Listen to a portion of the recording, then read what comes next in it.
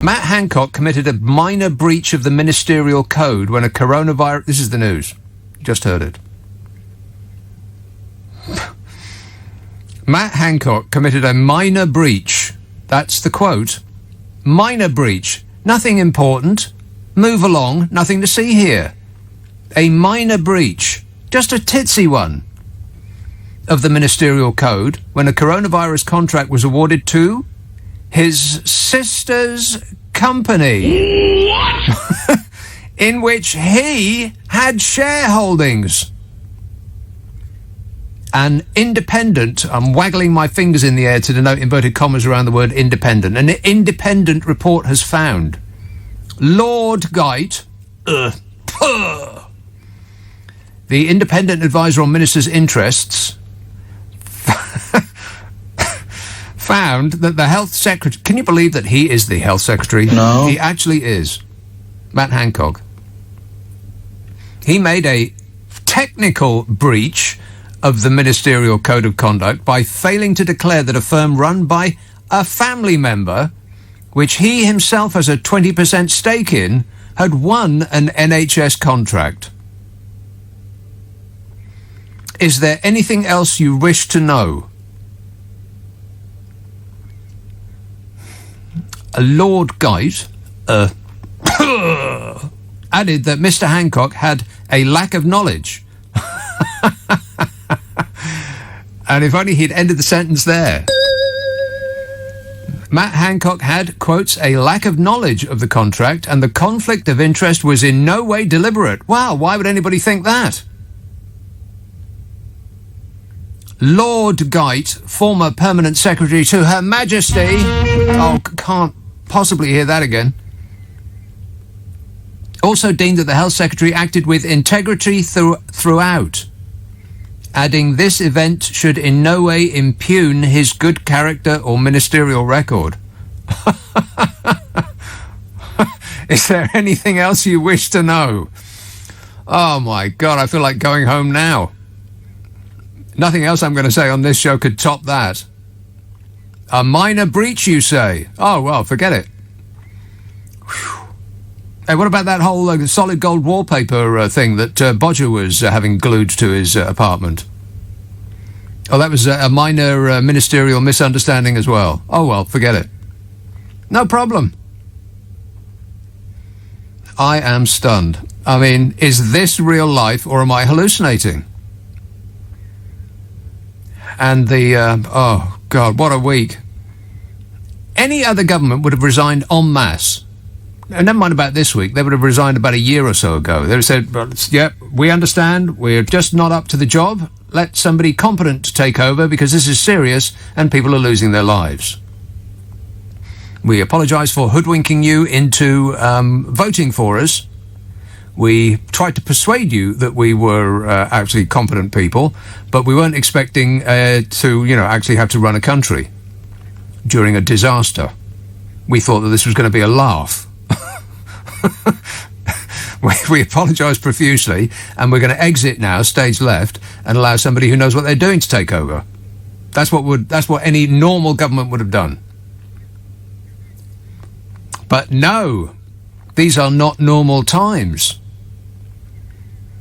So they just shrug it off. Oh, well, he's he's an ex-employee with a grudge.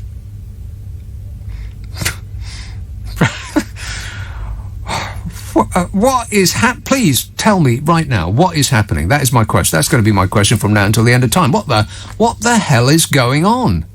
Sam texts, why don't you get yourself a tough guy jacket like Bodger with radio presenter written on it? Yeah, I tweeted this out, and I've been sort of going through the checklist of an authoritarian regime, and they are ticking every single one. Attack the press, attack judges, the enemy of the people, quash dissent, which they're doing very, very well indeed. Anybody that gathers in numbers of more than one and raises their voice above a whisper is going to get Priti Patel coming over to see them at home. Exactly. And you just go down the list and they're ticking every single one. Employ relatives in positions of power. fill your pockets with public money. Just spray it around like it's confetti. And the last one on the list, which I didn't think we were going to get to, was show up in public in a COD military uniform, which they did. Priti Patel's got her little jacket on, and Bodger's got a flight jacket, which presumably comes in ultra hefty size for the larger gentleman. Paul tweets, Dominic Cummings performed live for 7 hours this week. The only other comedian that could match that is Ken Dodd. Yeah, with the similar... people might not like this, but with similar amounts of laughs. I watched Ken Dodd for 5 hours. And Titter, not much. And maybe I was just, wrong demographic. Too old by about 100 years. He went on a long time, but laughter, there was little. From me, anyway. Mick texts, a Johnson & Johnson jab. You've got to be kidding. Yeah, nobody wants that. Nobody wants to be... No, well, there's an avenue of joke that I probably shouldn't go on. I shouldn't even go down that cul-de-sac of ruinous behaviour. Don't even think about it.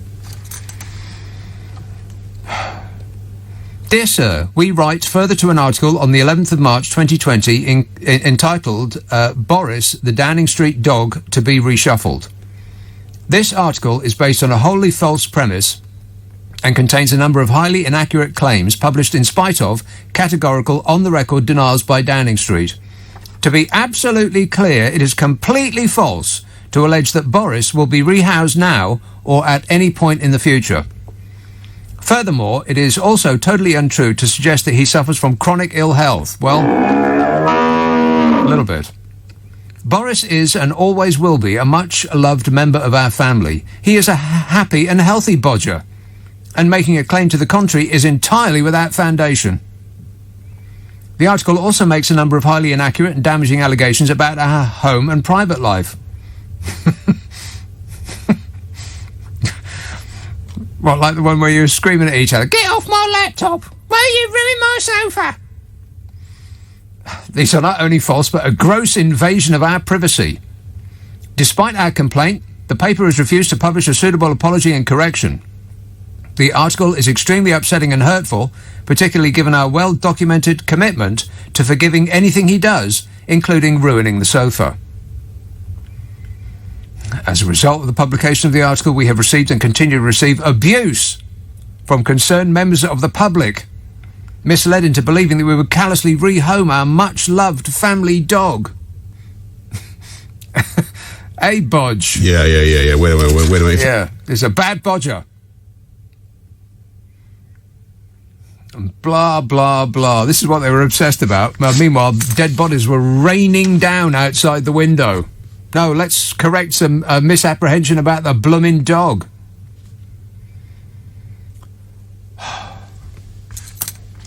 The most amazing thing about it is that none of it is amazing at all. And people are trying to just to brush this off, saying, oh, well, he's a man with a grudge. Don't listen to him. Every single thing he said was entirely believable. All of it. It was entirely believable because we knew all of that already. And people's reaction were, oh well, never mind. Never mind, eh? He's doing his best. Leave him alone. God, it's vomitous. Hemel Hempstead, hello, Rob. Hiya. I know a lot of people giving Dominic Cummings a huge amount of stick, saying he's a ex-employee with a grudge, effectively. Now, I think a lot of them haven't been in the position he was in. Now, I'm not in politics, but I used to work for a very big national company, and I was reporting directly to a guy who was 2 people away from the CEO of the company. Mm-hmm. And this guy turned up like a whirlwind, a bit like Boris. Amazing politician, had his game face on, everybody loved him. I worked with him day in, day out, and I saw what he was like, and he was the most disgraceful human being I've ever shared a room with. And I could see what he was doing day in, day out, which was not only breaking every single employment law in the handbook, in the way he treated people and the things he would say, but he was also fleecing the company for an awful lot of money. Yes, And which I think in political terms is called a minor breach of the ministerial code. Well, in my situation, I was stuck in a position where I didn't know what to do. I didn't want to put myself in a position where, number one is I'm going to go up against this guy who's higher than me. So number one is I'm thinking I'm going to be out of a job if I come up against this guy. Number two, I was actually worried about my own personal safety because this guy was a nasty piece of work. And I thought, well, if I take him down, he's going to come after me. Right. So I did a decent thing. I actually left the company directly because of this guy. A lot of other people had left because of the way he treated them. Right, well, you sound like an excellent employee with a grudge, Rob. Well, funny enough, after I left, I actually went and met the director of the company, sat down with him. I'd kept a notebook of everything this guy was doing day in, day out, because I was so close to, Pictures of what you wrote on the Nobbo board, yes. Yeah, well, the good thing was he eventually ended up leaving. The bad thing is the company covered the whole thing up.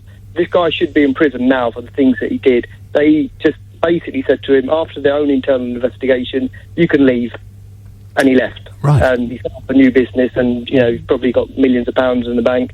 But it was a bit like the Tory party. They know everything that Boris has done. They're not going to, admit everything and say, okay, Boris. They're not going to admit anything while they haven't got anybody that can win an election like Bodger. No, it'll all be swept under the carpet. The thing is, even people who love Boris, you show them all the evidence of what's gone on. I don't care. I think Boris could push a baby in a pram in front of a car, and they're still finding an excuse saying, "Oh, well, that baby was asking for it." Exactly right. The Conservative Party's ratings would go up at least 2 points, per baby. All right, thanks a lot, Rob. I should have one of those tough guy jackets like Prissy Patel. I could be scary. I can smirk all the time. Where is my jacket? I can spot dinghies. Charlie rather says, how about any normal electorate would engage in civil disobedience against this chaotic government? But no, it would seem that the majority of the English electorate actually championed this government. Not the majority, but a large enough minority. As long as the kids aren't united, they will never be divided. Rock and roll! That didn't make any sense, but I was just going with a Sham 69 thing. The kids are united. Everybody sing. Yeah, well, if this was France, people would be chucking paving stones at each other. But it's not. Bunty texts, Ken Dodd, dreadful, unfunny Thatcherite.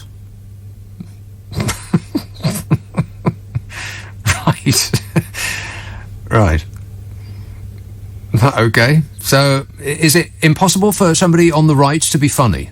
Maybe that should be a question that we should be asking now. Are any right-wing comedians actually funny? Can you think of any right-wing comedians that are actually funny? I think the problem with right-wing thought in general is that it usually punches down. On the ladder. You are persuaded, even people on the bottom of the ladder are persuaded that what ails them is those on the ladder beneath them. Single mothers, people on benefits, people in dinghies, of course. That's very important. Got to spot a dinghy. Foreigners in general, all of that lot. People below you on the ladder are what are dragging you down, not people above you on the ladder that are kicking you down. And right-wingery really is punching down, whereas left-wingery is punching up. So it's sort of intrinsically more funny unless you are a psychopath. I hope you're making notes. Did I just say that you can only enjoy right-wing comedy if you're a psychopath? Yes, I think I did. I think that you will find that is... Now, why are you showing me a picture of that? I thought you might like it. No, I don't like it. Oh. It's a picture of Prissy Patel in her tough guy military attire in an alleyway. Now, there is and it's broad daylight, fortunately enough. I think I may have had an accident right here on the air if it had been in the dark. If it had been a picture of her in an alleyway in the dark, I might not have been able to carry on. I might be receiving therapy right now. Big sack of monkey nuts. We are being led by a big sack of monkey nuts. I am stunned. Can it get any more surreal? An official report has ruled that Boris Johnson acted, quotes, unwisely by allowing the refurbishment of his Downing Street flat to go ahead without, quotes, more rigorous regard for how this would be funded.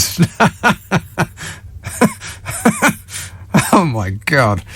But they cleared the ministeria. It's ministerious. He's the Prime Ministerious. They cleared the Prime Ministerious of any wrongdoing. Hang on, I'm going to cough. That's better. The same report, you get a twofer. The same report concluded that Matt Hancock committed a, quotes, accidental and minor breach of the ministerial code regarding the awarding of an NHS contract to a company that was run by his sister and he had shares in. It's just a minor whoopsie, if you like. The report said that the Health Secretary, quotes, acted with integrity throughout, and the breach should in no way impugn his good character or ministerial record.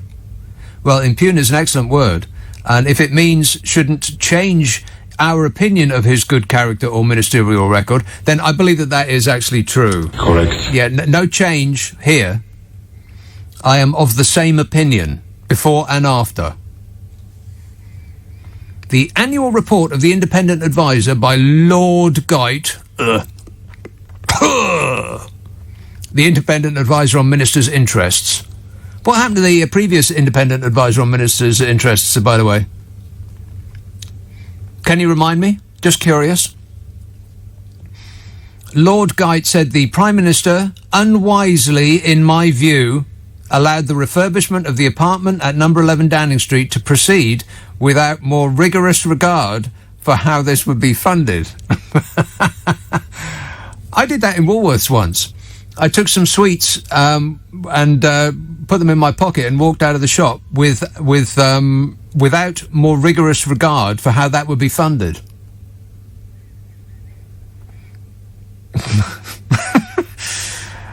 I mean, come on. Who embarks on a 90 grand solid gold wallpaper refurbishment of a flat without knowing who's going to pick up the bill?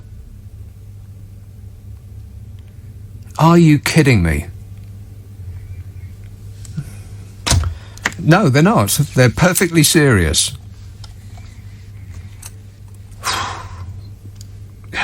Yeah. Tomorrow we'll read that Boris Johnson shoots a random stranger in the face with a shotgun, and after an independent investigation is found to have acted unwisely, but is not guilty of any wrongdoing. Lessons must be learned. Yeah, they've learned lessons, all right. They can get away with absolutely blooming anything. Charlie texts... no, I read that. Read the one about Ken Dodd, dreadful, unfunny Thatcherite. This anonymous text says, the government is nothing but corrupt now and get away with the things like what Matt Hancock has done. Did I read that right? Probably not. But our voices won't be heard and they'll keep on getting away with it. Yeah, they'll keep on getting away with it because people's voices aren't heard. Mostly because they're not saying anything. We're being drowned out by a chorus of, oh, leave him alone, he's doing his best. The infantilization of this nation continues apace. Donald Trump had a phrase for it. I love the poorly educated. Paul texts, Matt Hancock makes the tea as way of an apology for adding to Boris Johnson's troubles. Second Great Fire of London starts. Yeah. What a show, eh? Not this show, but, you know, the shower. What an absolute shower. Let's have a call in Shoreditch. Hello, James. Oh, hi, Nick. How you doing? Good, thanks. I've solved your emoji problem. Oh, yes. Yeah. Do you know that you've got an emoji problem? I do know I have an emoji problem. Anybody over the age of 9 who is communicating by using emojis is wrong. As in, should be in jail. But do you know what your other emoji problem is? My other emoji problem. Thank you, problem. Yeah. So on your wonderful podcast, Yes. you keep reading out letters and saying, "Why is this person putting a question mark in the middle of a sentence?" Do I? Yeah, you do. You did it about a month ago, and you did it on the last one as well. But it's not. It's your device that you're reading it on isn't showing the emoji, so it puts a question mark. Yeah. I thought someone would have corrected you by now, but which podcast was this? The one with Carol. Oh, the one I do with Carol. Yeah. Well, it's all Carol's fault. Oh, right, yeah. Yeah, it's not my fault. It's Carol McGiffin's fault. Oh, right, yeah.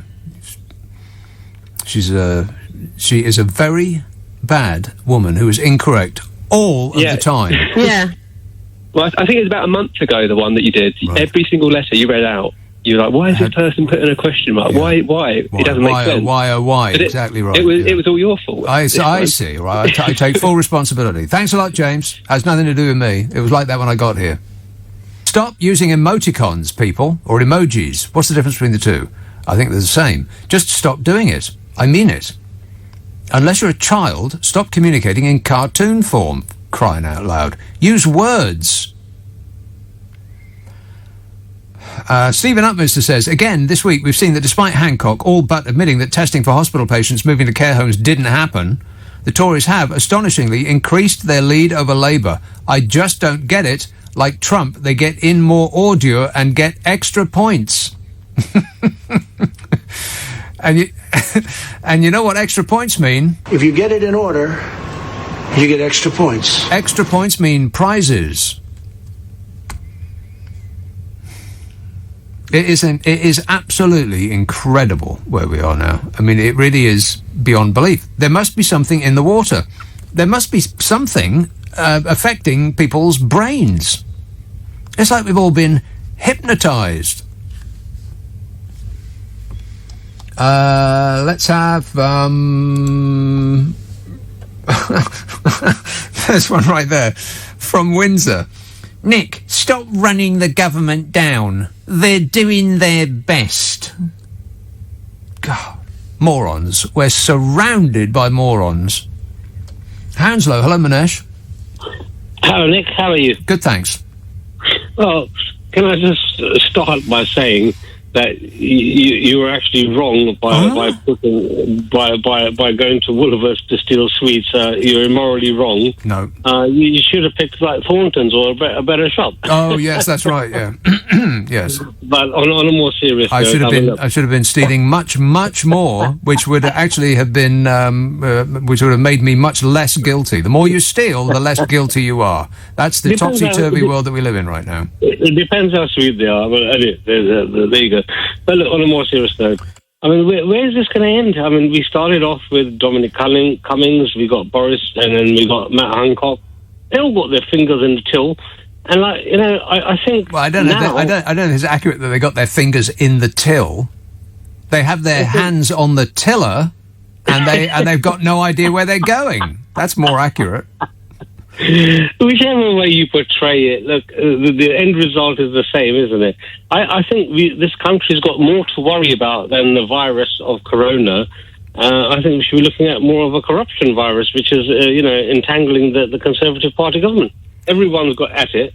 And when you say that he's mildly responsible, Matt Hancock, for something like this, well, how is it possible? Can you be mildly responsible for a rape or mildly responsible for a murder? I don't know. Where do you draw the line? And who are these people making these decisions and coming up with these comments? Well, we can read all about them. All you have to do is Google them, and then everything may become clear almost instantaneously. James in Canterbury says, Kenny Everett was right-wing, and wasn't he funny? Sid Snot, etc. I seem to remember people thought that he was hilarious. Yeah, well, I was among them. Yeah, he was a right-winger. That's right. That is correct. He supported Margaret Thatcher. If you're of a certain age, it's impossible to say her name any other way. I try, but it just keeps coming out that way. Yeah, let's bomb Russia, he said, with his big hands on. And people actually took that seriously. Oh, that's an absolutely disgraceful thing to say. It was a joke. He didn't actually think we should bomb Russia. It was funny. But yeah, Kenny Everett was right-wing, but he wasn't. His comedy wasn't right-wing. His comedy was surreal. So that's more what I meant, is that, our right-wing comedians whose material is right-wing rather than what they believe in private at home. I would imagine that if you've made it as a comedian, you get more, just like everybody else in society, you get more and more right-wing because you're more and more obsessed with, paying as little tax as possible, and that's what a conservative government will deliver to you in ordinary circumstances. As long as you're earning a giant wedge of money. If you're under the average income, then I wouldn't expect anything from them. And if you don't expect anything from them, I think you'll be completely satisfied. If that is what you want, nothing, then you will get it in abundance. But if you're, earning a wedge, as older comedians who have made it, then they're sitting in their mansion and play golf pretty much every day. Those people. Then I would imagine they get more and more right wing, the older and the richer they get, just like everybody else. Yeah, and it was the content of what they were saying that. I mean, I'm finding it hard to think of any right wing comedians these days. I mean, apart from ones whose best years were decades ago, like, in the 70s. Other than that, maybe I can't think of them because they're not famous because of the material that they use. That is also possible. It might be a conspiracy. Glenn texts, I hate to be the one to pick holes in your theory, but Jim Davidson is right-wing and he is very funny. Yes. Yes. Archway. Hello, Maria. Hi, Nick. Maria. Yes. Maria. I tell you, the subjects that you're talking about tonight, and you make it sound very funny, but I'm thinking of emigrating. No, don't go. I am. I'm thinking of getting away. I've never felt this way in my whole life. I mean, I kind of thought I would stay here. I'm already in my 60s. 60 years old. Yeah. Yeah. Yeah.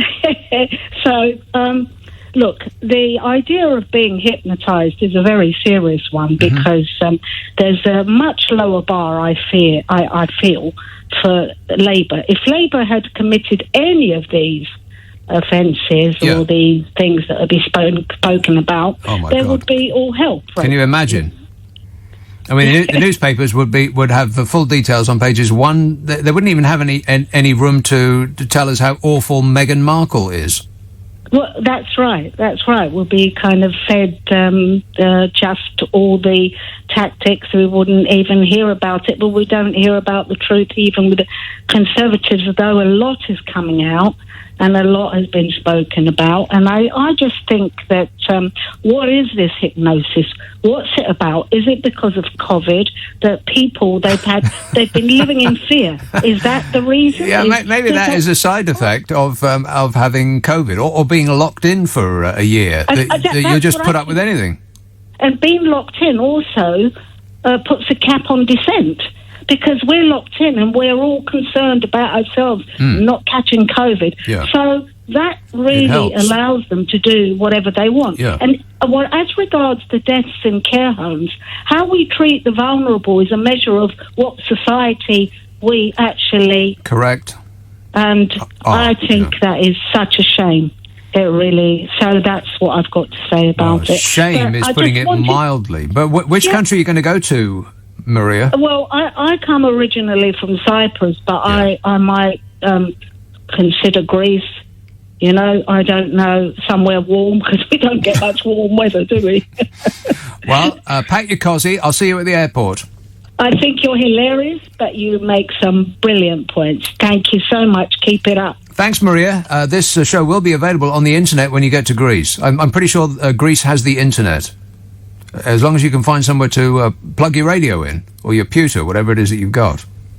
Do they have... I know they've got the internet, but do they have electricity? I'll check that out for you, Maria. Stephen Stoke texts, while Hancock was trying to convince us that he's been nothing but straight and truthful with the public, he then went on to lie by claiming tens of thousands a day are getting the jab in Bolton. However, his own department's website shows that it's more like 2,000 to 3,000 a day. Liar! He just can't stop himself, can he? It is incredible what's happening in this country right now. And I don't know whether people's reaction is actually, well, never mind. Oh, yeah. He's just, that's Dominic Cummings. We don't believe him. We put all of our faith in the dear leader. I don't know whether that's actually people's response to this, or whether it's the response that they have been instructed to feel by the press that they consume. Because the newspapers are full of, this is just, a disgruntled ex-employee who wants to get his own back. Don't forget about Barnard Castle, and etc. and so on. They were doing their best. It was unprecedented times. Nobody knew what they were doing. Every country got it wrong. Boris has been nothing but truthful and helpful throughout. He's just the man for the job. Why? He said it himself. God, what a nerve. Keir Starmer laid some of his usual too quiet and polite points down, and Bodger stands up and accuses him of being obsessed with looking in the rear-view mirror. Oh, wow. Yeah, try that next time you're up in court. Oh, yeah, OK, well, I killed a couple of people, Your Honour. Why are you obsessed with looking in the rear-view mirror?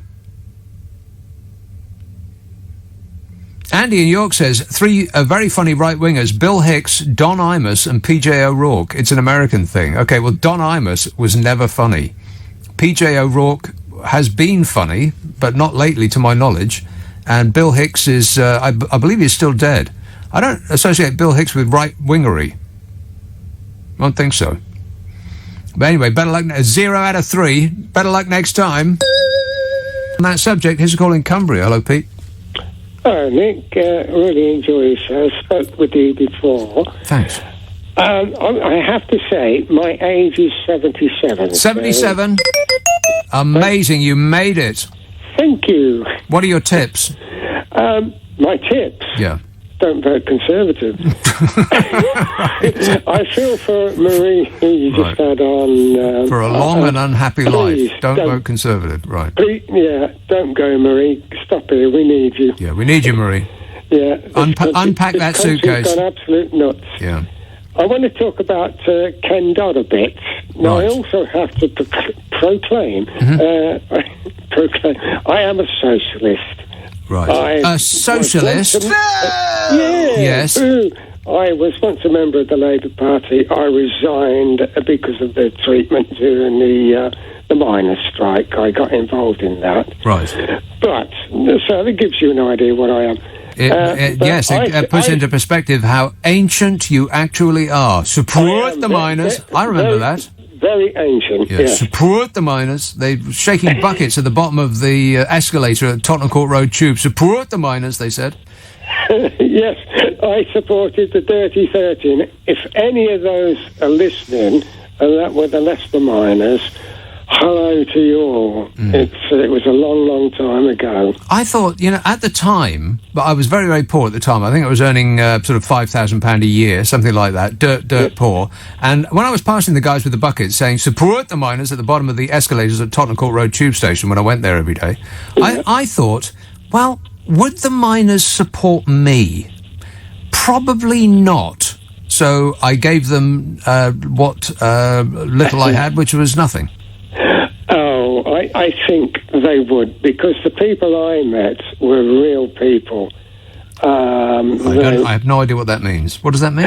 It means that they were honest, they were hard-working, and coughed a lot. Most of them were in the north, so they really didn't know what was going down in the south and that. But it's like another country, ain't it? I felt privileged to have met, and I've seen grown men, miners, in tears talking. Well, I've seen Matt Hancock in tears. Does that count? But Ken Dodd. I first saw Ken Dodd. I knew of him, of course, at that age, and his radio shows, and they were okay. But Ken Dodd was something else when he was stand-up comic. Well, I've seen that show. I'm not talking as somebody who has not seen that show. I sat there for 5 hours at midnight. It started at 7, and at midnight I couldn't take it anymore. I just had to leave. Well, I suppose that's, one man's meat is another man's poison. I suppose so. I saw him in I think it's about 1977, and I laughed my socks off. Were you discomnocerated? It was just gag after gag. Yeah, it was, but it was, The quick fire, and he held the record for telling so many jokes. Yeah, no doubt. I'm not sure. I'm not sure all of them were hilarious, though, or even mildly funny. But it was of the order of, if you don't like that joke, then here's another one for 5 hours. I got to go. No rules have been broken. No ministerial code has been broken. Everybody is completely innocent of all crimes. Please move along, or we will arrest you. Priti Patel will have a word.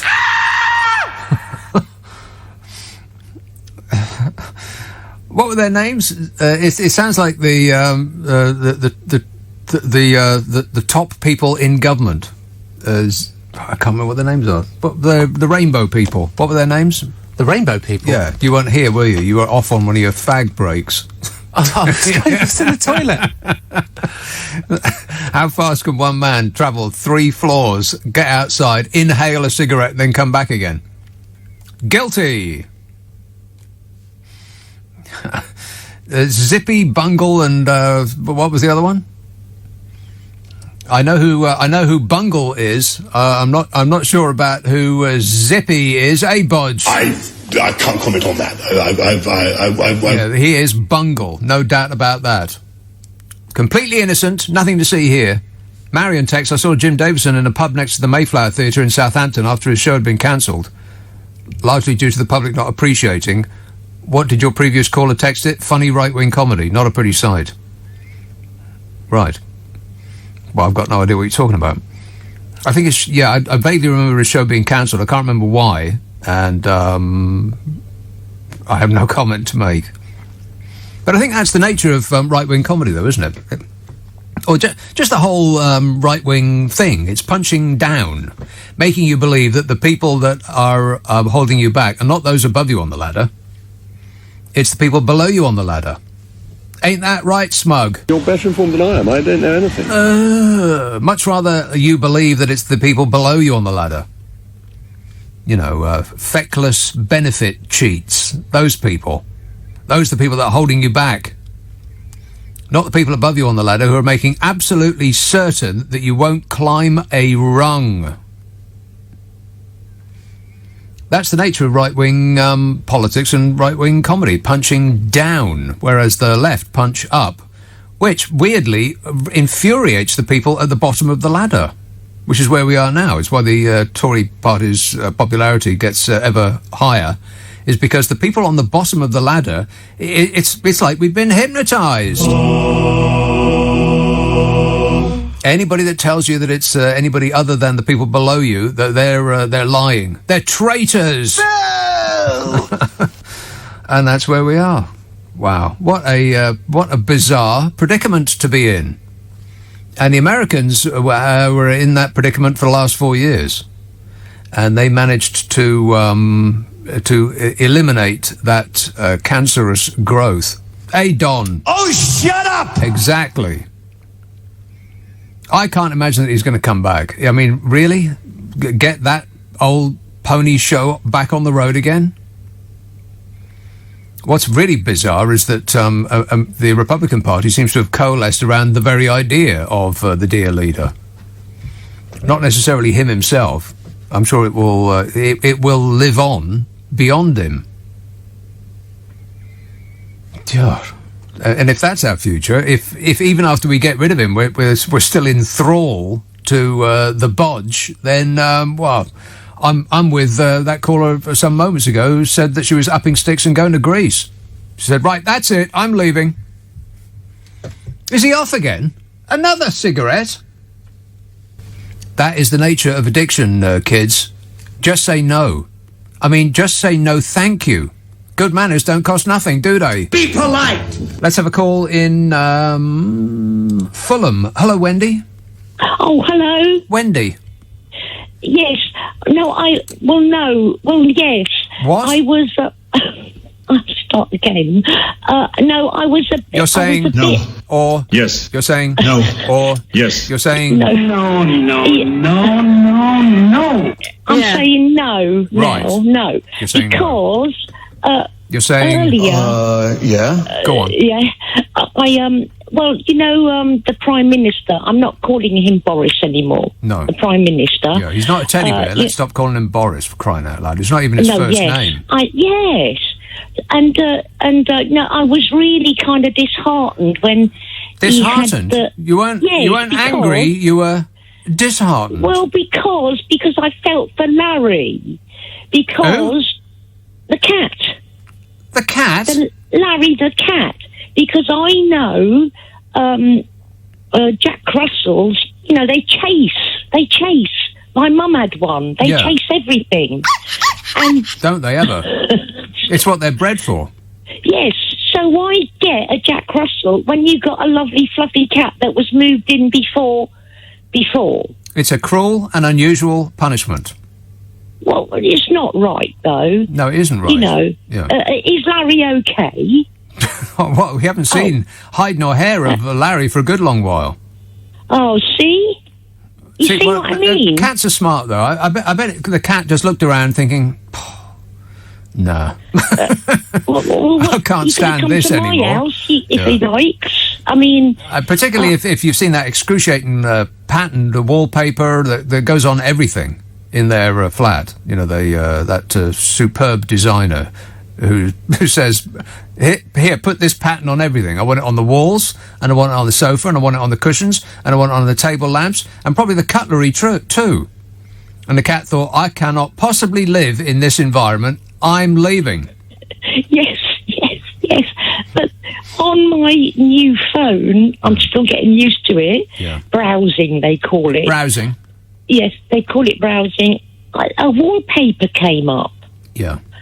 One roll, £280. Right. That's still expensive. That's I don't know. Stupidly expensive. Well, yes. You know, I don't know why they said that to me. If it doesn't come with free money, it costs too much. Yes. Yeah, but, you know, I was just worried about Larry because, you know, the dog will chase Larry and where's he going to go? And he was there first and... that's all, really. Okay, well, don't worry about a thing, Wendy. I still buy organic eggs. Thanks, Nick. Okay, no worries.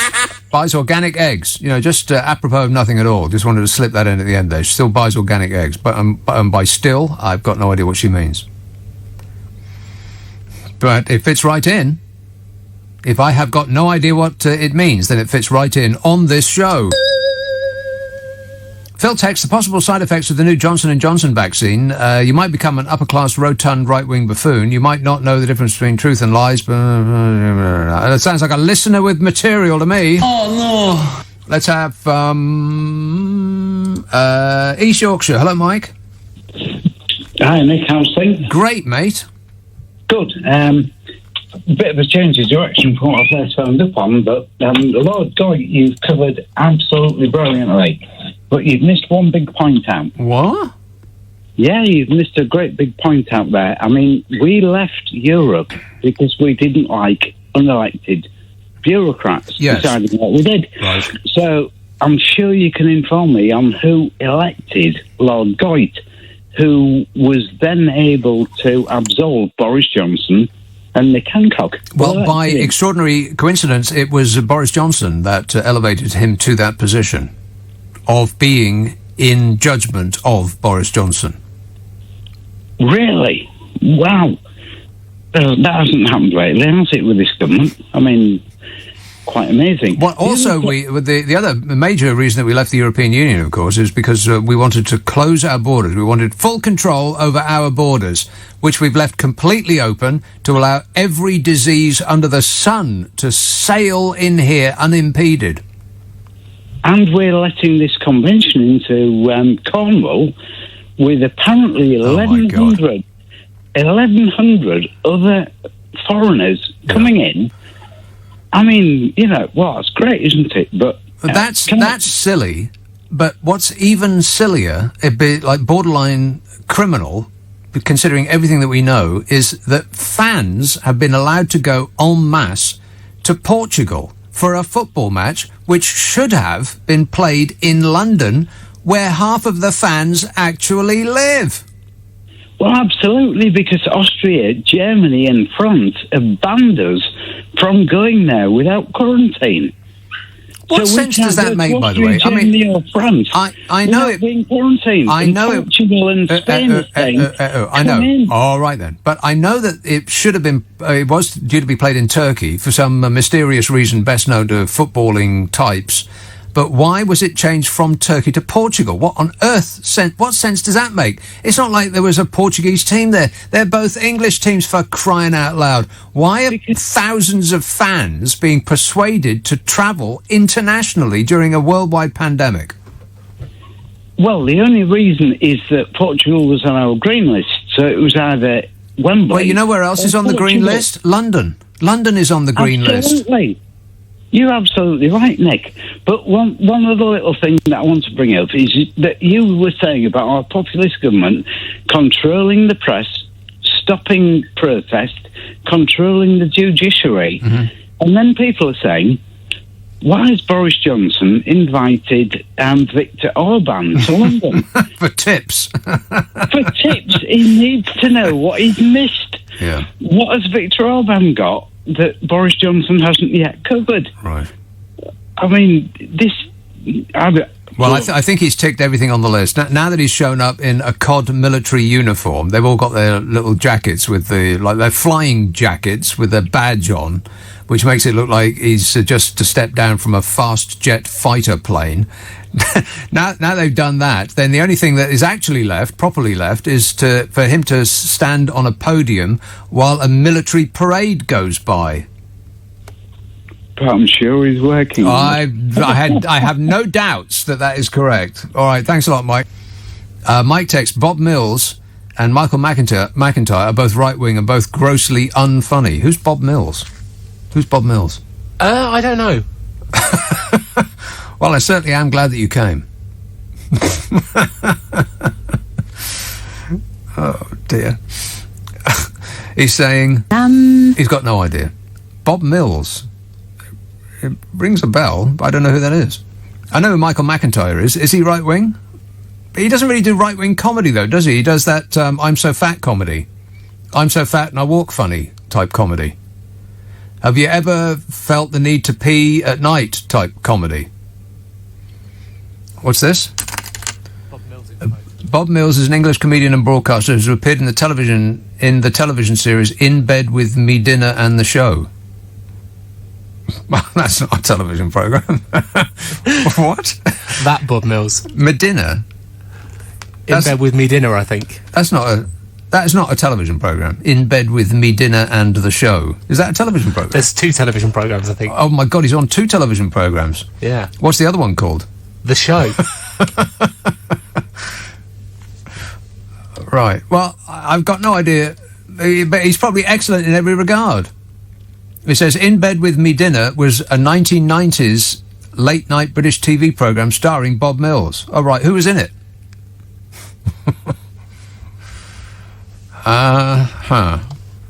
Ben says, Bill Hicks was a massive advocate for recreational drugs, insisting that we should have a choice as long as it doesn't affect others, so I doubt that he was right-wing. Want to score some pot? Well, the thing about drugs is that they go across borders. I mean, literally and figuratively. I'm not sure that it's a left-right-wing thing, although perhaps, maybe it is. I don't know. We should ask Boris Johnson. He's famously taken drugs. We should ask practically the entire Conservative cabinet, all of whom were boasting that they'd taken drugs. Remember that? God, it was like a Me Too movement of the right-wing wannabes. When they were all up for the top job in the Tory party, it was just one after the other. Oh, yeah, I took marijuana. when I was a student. Yeah. And then the next one would try and talk, well, I took cocaine. Mm-hmm. And the next one would be, well, I covered my entire body with glue and inhaled myself to death. But every single one of them said, oh, but it was a big mistake. Oh, it was a huge... And I didn't enjoy it. Goodness me, no. Right. And it was the only time they ever did it. Never since. Right. So, as believable as anything else I've heard this year. This says, here is my version of Rainbow. Boris is Bungle, Nick Hancock's Zippy, Keir Starmer is George, and you're Jeffrey trying to restore order. Right, I'd have to see pictures to remember who it is I'm talking about, but I do know that Boris is Bungle. I can't remember which character Bungle was, but he definitely, absolutely, and totally is Bungle. Yeah. Wait a minute. Have I done the break yet? I haven't. See, I'm bungling myself. See, there's Bungle, right? Is that not Boris Johnson? Very much so. Absolutely is, yes. A little bit podgy, hair, a ski whiff. If he had a voice, it would be like, Pah! Exactly. And looks a little bit evil. Yeah, a little bit. Let's have Tooting. Hello, Jan. Hi, Nick. Hi. Jan, how are you? Well, I'm really like you and a lot of people very disappointed by what's the news. Very alarmed and depressed about what's going on. Alarmed and depressed. Well, you're up and down. Yeah, but it's, whether there's and the public response perhaps in the long run may be one of hypnosis and apathy and disavow, God knows what. But I'm ringing up with my alarm on a more personal note. It's to do with it's like in my area, not just my area, but I think in a lot of places, of the people's attitude and people I know living outside the area. It's as if I'm really alarmed by it because I've just had my second dose of AstraZeneca. How was it? Other than a slight little patch on my arm, I feel all right. I was Jan has a small sore patch on her arm. Stop whining. Yes. I was afraid to fall asleep in case I didn't wake up on the first night, so I stayed up all night. Did you? But I'm all right now. I survived that first night. Yes. When I had my second one, I was convinced that I'd had a blood clot. I was lying in bed convinced that I've got a blood clot. I feel a bit funny in my legs, and I bet it's a blood clot that's forming. Oh, yeah, true. I had something, but I was feeling a bit funny in my legs before I had it, so I had other bits and pieces. Right, you felt woozy going in. Yeah, I felt woozy coming out for a couple of days. Yeah, like knocked me sideways. For a couple of days, yeah. But you know me, I never complain. Whinging and whining and moaning. Yeah, but what worries me, what really alarms me is that it's as if now the restrictions have already been lifted. People can't wait. And they're being, I think, it's like the buses. I'm afraid, God, I haven't got full immunity. Well, we'll never have full immunity, but I'll have more in 2 or 3 weeks' time. Yeah. But I still have to go out. And, the buses, they're not a bit, it's like all the restrictions have been lifted. People aren't.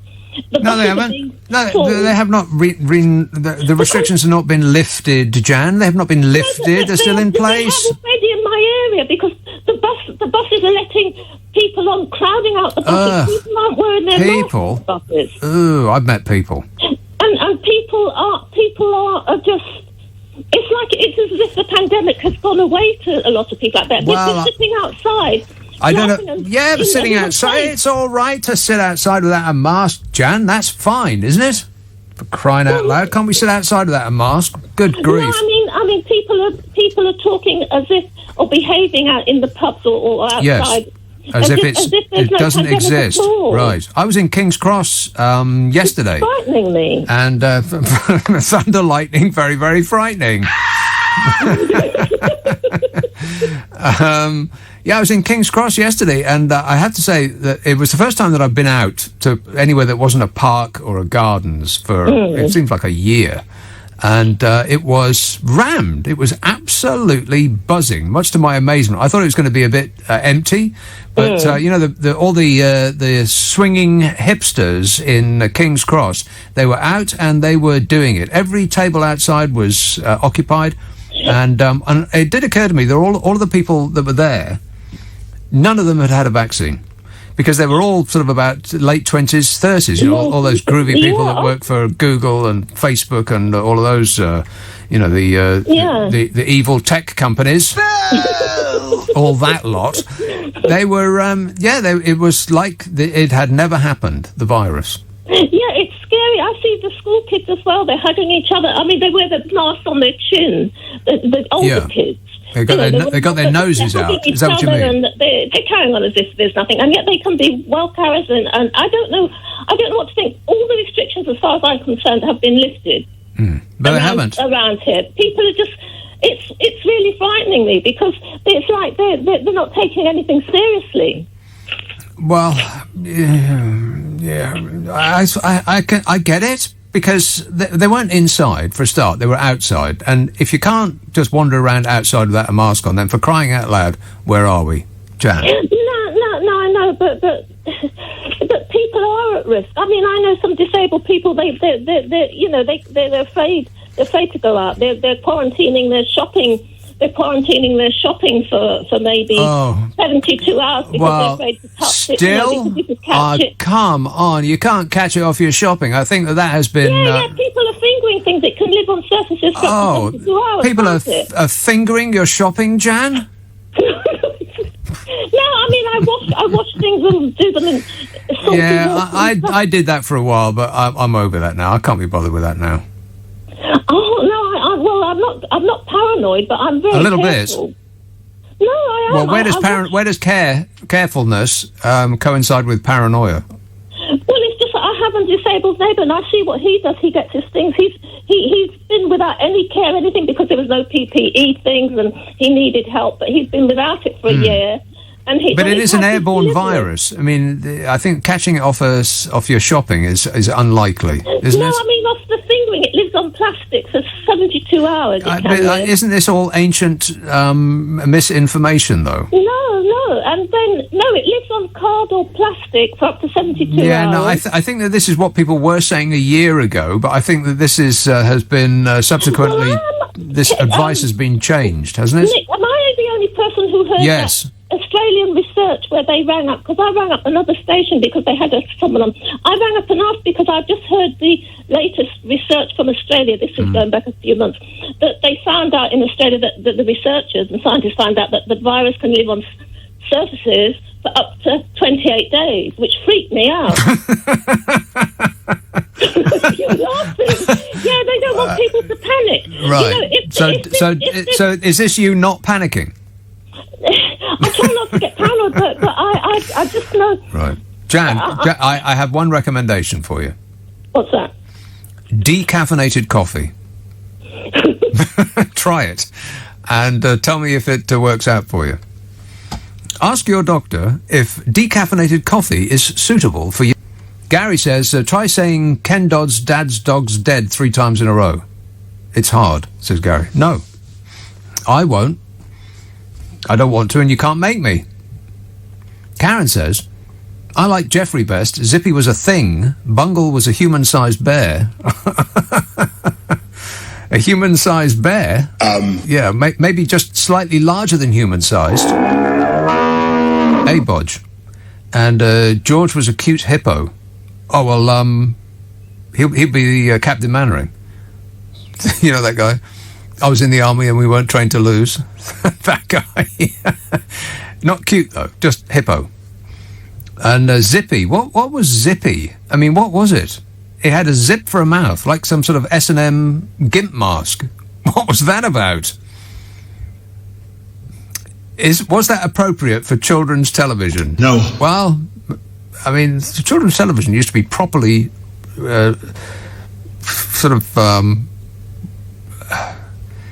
it was surreally weird. I mean, what were the wooden tops about? What was that, by the way? Flobberdob. I mean, do me a favour. And don't even get me started on the Soup Dragon. So, in an extraordinary 7-hour performance on Wednesday, Dominic Cummings launched attacks on Bodger Johnson, his current fiancée, Carrie Simmons, and Matt Hancock over their personal conduct during the crisis. I wonder...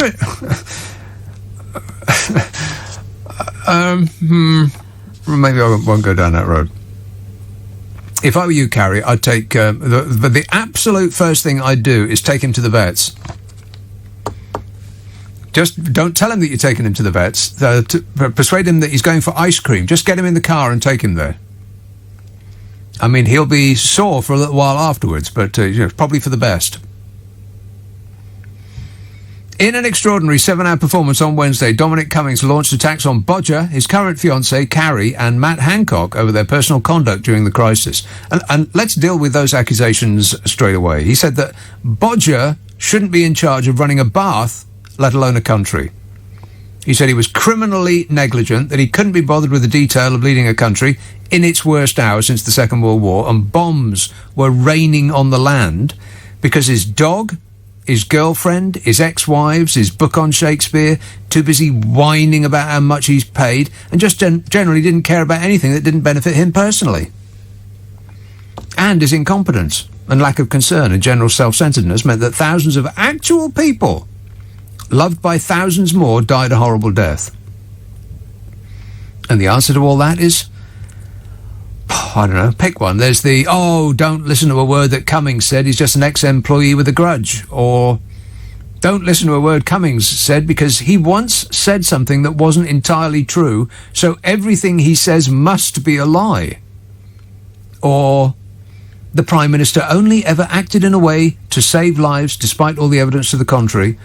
Or, and this is the answer to Cummings' testimony that most Bodger cult members will go with, leave him alone, he's doing his best. And what did Bodger do the day after Cummings spilled his guts? He went to a hospital to get his photograph taken in a caring environment. Well done, Bodge. There's a picture of you with a nurse. All is forgiven. Yeah. Wait a minute. I mean, the thing about the astonishing things that Cummings said wasn't that they were astonishing, is that somebody should be so thoroughly lifting the lid on the cesspit of venality that is this regime while it's still in power. That's the amazing part. I mean, this is the sort of thing that people write books about years later. But someone's drawn the curtain back while the great and powerful Oz is actually speaking, to reveal a doughy blob of indecision and ineptitude. And what's happening now is that ministers who still think that the only way is Boris are circling the wagons and saying things like, no one knew what we were dealing with. It was unprecedented. We couldn't have done any better. We were following the science. Look, a dinghy. Plus, vaccines. And, isn't this a cute dog? And have you seen him do his hair thing? Paw! It's going to go like Trump. The Republican Party are now fully engaged in pretending that the assault on the Capitol building on January the 6th didn't actually happen. That's what's going on over there. They're pretending that it didn't happen. That what you saw with your own eyeballs did not exist. Or if it did, the people that were sacking the Capitol building were actually protecting the building from radical leftists. Or it was Black Lives Matter people in white makeup. Or none of the rioters holding Trump banners actually liked Trump. They never even heard of him. It was just a random series of letters they plucked out of a Scrabble bag. It's that Jedi mind trick. These are not the rioters that you're looking for. Except they're not Jedis. They can't do tricks. And that's what we're getting now. Bodger himself had the nerve to say that Keir Starmer was obsessed with looking in the rearview mirror. Why can't we just move on? Well, we should be obsessed with looking in the rearview mirror. As he should. If you've just run over 100,000 people, then you should be looking in the rearview mirror. It's like saying, well, I know I just robbed a bank, Your Honour, but why are you concentrating on the past? Let's look to the future when I'll spend all that money and have a nice time. It's not illegal to have a nice time, is it? Actually, I wouldn't be surprised if it was. New legislation slipped out by Priti Patel. It's now illegal to have a nice time if a Home Secretary finds it annoying. Cummings claimed the Prime Minister was unfit for the job and couldn't lead Britain out of the pandemic. Well, the first is undeniable, isn't it? I mean, can we not at least agree on that? Unfit for the job. I mean, he may be suited to campaigning. He seems to have hoodwinked a large enough part of the electorate to make them think he has their interests at heart. But surely that's all he's good for, electioneering. That he is inherently unsuited to leading anything other than his beloved dog Dylan must be obvious by now, not to anyone who's not under his spell. And I bet the dog does most of the leading when they're on walkabout. I bet he does. Is Boris house trained yet? Should he be on the sofa? No. Cummings said Matt Hancock should have been fired for at least 15 to 20 things, including lying. Yeah, never mind about that.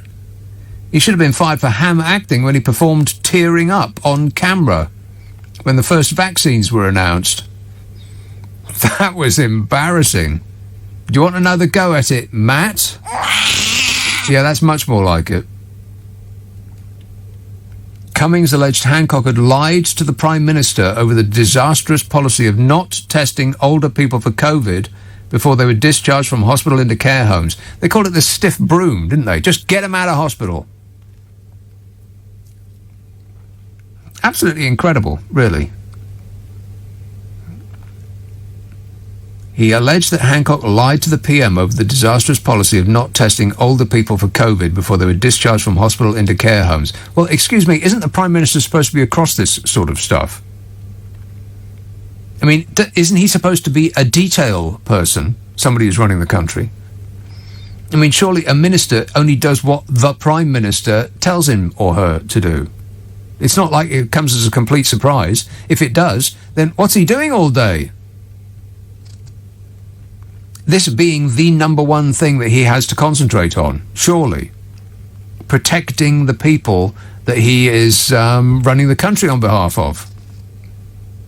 Presumably. If it's Matt Hancock's fault, then it's the Prime Minister's fault as well. Surely, it has to be. Cummings alleged Hancock lied over the disastrous policy of not testing older people for COVID before they were discharged from hospital into care homes. I don't know about anything at all, but that would have been top of my list. But the thing is, it's not news. But his excuse was that he didn't say that he would test hospital patients before he sent them into care homes. He said he would test hospital patients before sending them into care homes. Tense. It's all about tense and emphasis. Tense and emphasis are ministers' get-out-of-jail-free cards. I mean, I'm a great believer in judging a book by its cover. I mean, that's what a cover is literally for. To tell you what a book is like before you read it. And if Matt Hancock was a book, it would be How to Be a Dummy for Dummies. The whole regime could be a confederacy of dunces. I mean, I haven't read that book because it's a book. But I did read Google's summary, and it says, a confederacy of dunces presents the misadventures of Ignatius J. Riley, a modern Don Quixote.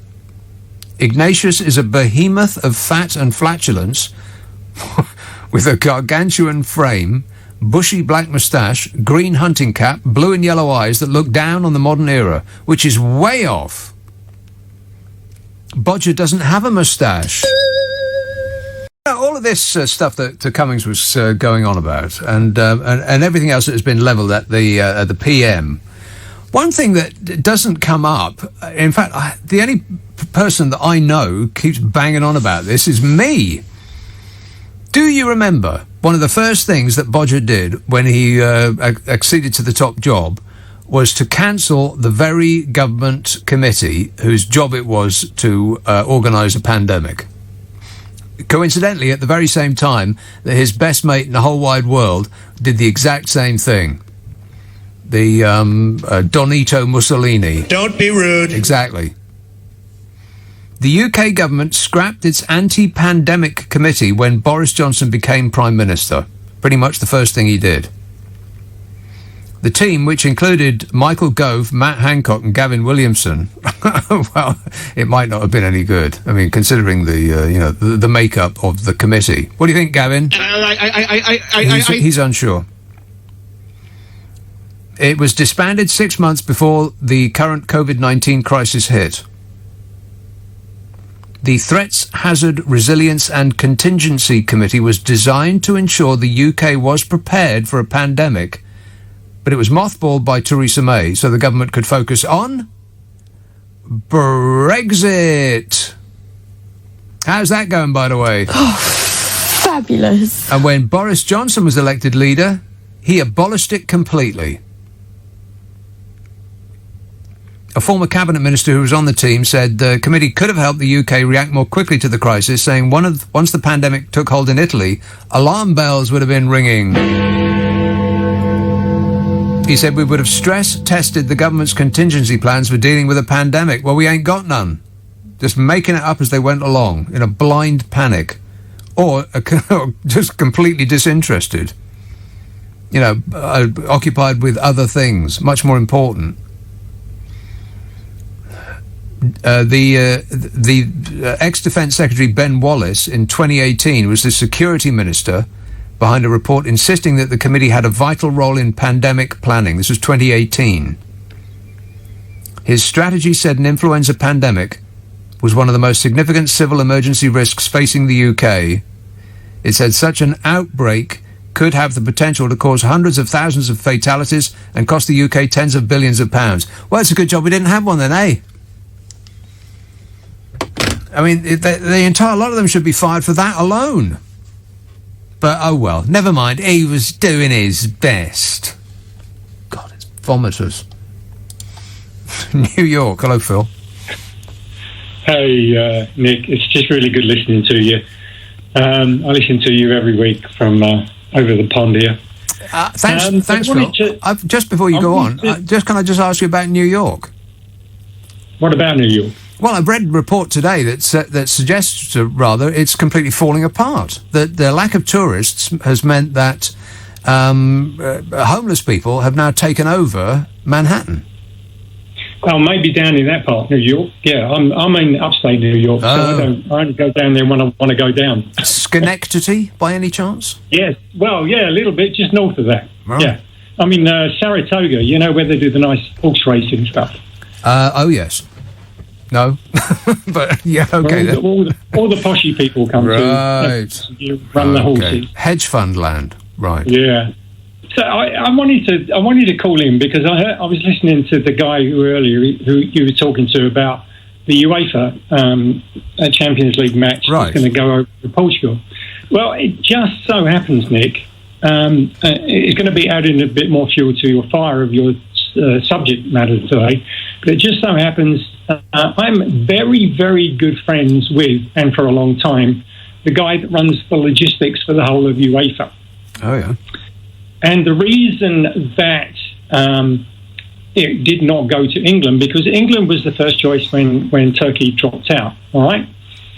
And what UEFA tried to do, and obviously my friend who runs the logistics, is they had to arrange to be able to send into the UK people to start setting up all the requirements that are needed to set up a football match, and it's quite extensive because I've actually done a few of those setups in the past myself. Yeah, with not just the UEFA staff that needed to come in, but setting up the stadium, all the advertising and everything else that's involved, all the TV crews that had to come in from the world, and all that kind of stuff.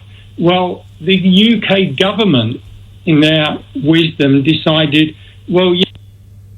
Oh, what? Where did he go?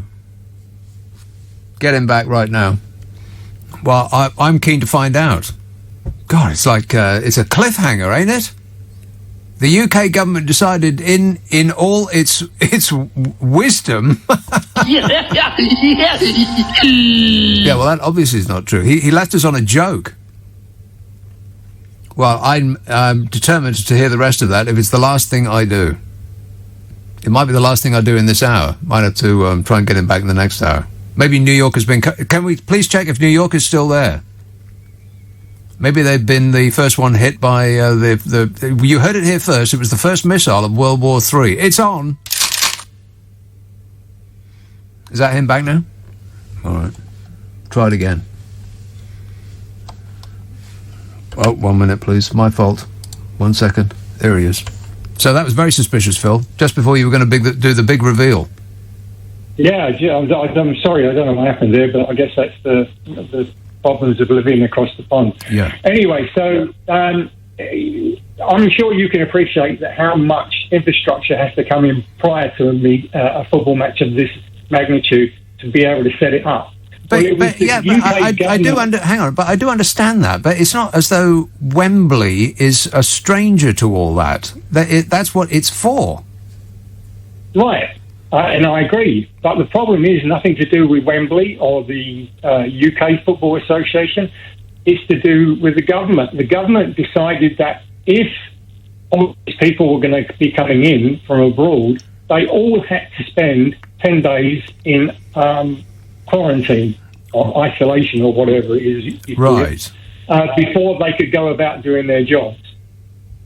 And there was no way that, the logistics company or that UEFA or all the media were going to be going into the UK and spend their time 10 days before they could get round to setting up what needed to be set up to do the football match. Right, I get that. So they looked around Europe, all right, and because of Portugal's low record, I guess, of coronavirus, they decided they're going to ask them.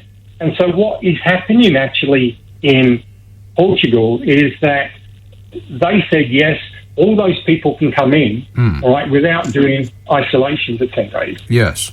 And all of the people, right? Okay, I get all that, but it actually doesn't make any difference because all of the people that have gone from this country to Portugal are going to be mixing with the very same people, and then all re-importing the disease to this country, whatever they pick up in Portugal. But Nick, what the Portuguese are doing is they're picking up all the fans that are flying in from the airport and taking them to the stadium. And when the match is over, they're taking all the fans from the stadium back to the airport. That's completely untrue. That is completely untrue. That is totally untrue. It is. I've seen them on TV. They're hanging around Portugal and they're in bars and they're talking to journalists and they're mixing and mingling and doing everything that an ordinary tourist would do. Well, you might have seen some. I saw loads. Believe me, that was the reason why it got switched from London. Right. Well, I believe that part. Yes, that does sound entirely plausible. I mean, this government has been trying to cover its back by delivering us among the strictest lockdowns in the whole wide world ever in order to mitigate some of its earlier catastrophic failings. They've been trying to, cover themselves by making our lives more miserable. Yeah, I get that, and the need to quarantine people that are coming here from here, there, and everywhere, baby. But it makes absolutely no sense to allow thousands of people from this country to go and mix with the very same people that we would have quarantined had they come here. So that makes zero sense. So it was his sister's company that he had shares in, but just a technical breach of the ministerial code, not a big breach. Goodness me, if it had been a big breach of the ministerial code, then Matt Hancock would have been in trouble. He might even have been chastised, and if that didn't work, then he would have been castigated. And if all else failed, he may have been upbraided. So he really swerved a bullet there. Stephen in Cheltenham says, nothing better epitomises the vigour of UK politics than Cummings preceding his dynamic appearance at the Select Committee with a tweet of childlike scribblings on a whiteboard. Well, I'm not sure they were childlike. They were scribblings, all right. But I think that is the nature of a whiteboard. I think a whiteboard, a Nobbo board, other boards are available, but I like a Nobbo board because it just makes me laugh. They do mitigate against writing well. It's impossible to write well on a whiteboard. You just can't do it. I think it's because the pen's too slidey. It's like biros. You can't really write well with a biro. It's very difficult. It's just too slidey. Whereas with a fountain pen, much better. Oh, the way I write with a fountain pen, it's beautiful to behold. Much more difficult to scribble with a fountain pen than with a biro. And it's almost impossible not to scribble on a whiteboard. Whereas with chalk, for instance, it's much more difficult to scribble with chalk. Or rather, the opposite of that. It's much easier to write well with chalk on a board. You remember chalk on a board, don't you? No. Yeah. Used to be a thing, kids. Look it up. Because it slows you down. Same with the fountain pen. It physically slows you down. It's got friction. Whereas not much friction with a ballpoint pen and zero friction with one of their markers on a whiteboard. That's why all whiteboards look terrible, is because it's impossible to write well on one. You just can't do it. It's a fact. Isn't this an educational show? No. Stephen in Cheltenham says, I read that. Sue says, Gavin Williamson is Zippy. Listen to Zippy and see if you agree. Well, here is a recording of Zippy made yesterday. To a T. Let's have a call in, are you kidding me? New York. Sarah. Hi, Nick. Sarah. Now, let me ask you about New York. No, it's not falling apart. And yeah, there aren't as many tourists because, there's a little pandemic. Yeah. But we do have a lot of tourists from the U.S. because we're opening up more. New York will never fall apart. It reinvents itself. It becomes something else. So we're not worried about losing what it was. Well, anyway. I don't know. The story that I saw was that tramps and homeless people and people who were, mentally unstable had taken over Manhattan, and nobody noticed the difference. Over. Yeah. I live in Tribeca downtown, which is the area where there's most of that. Right. And the reason why they come to New York from all over the states surrounding us because it's more comfortable to be homeless here. Because there are more people on the street, there are like corners you can hide in.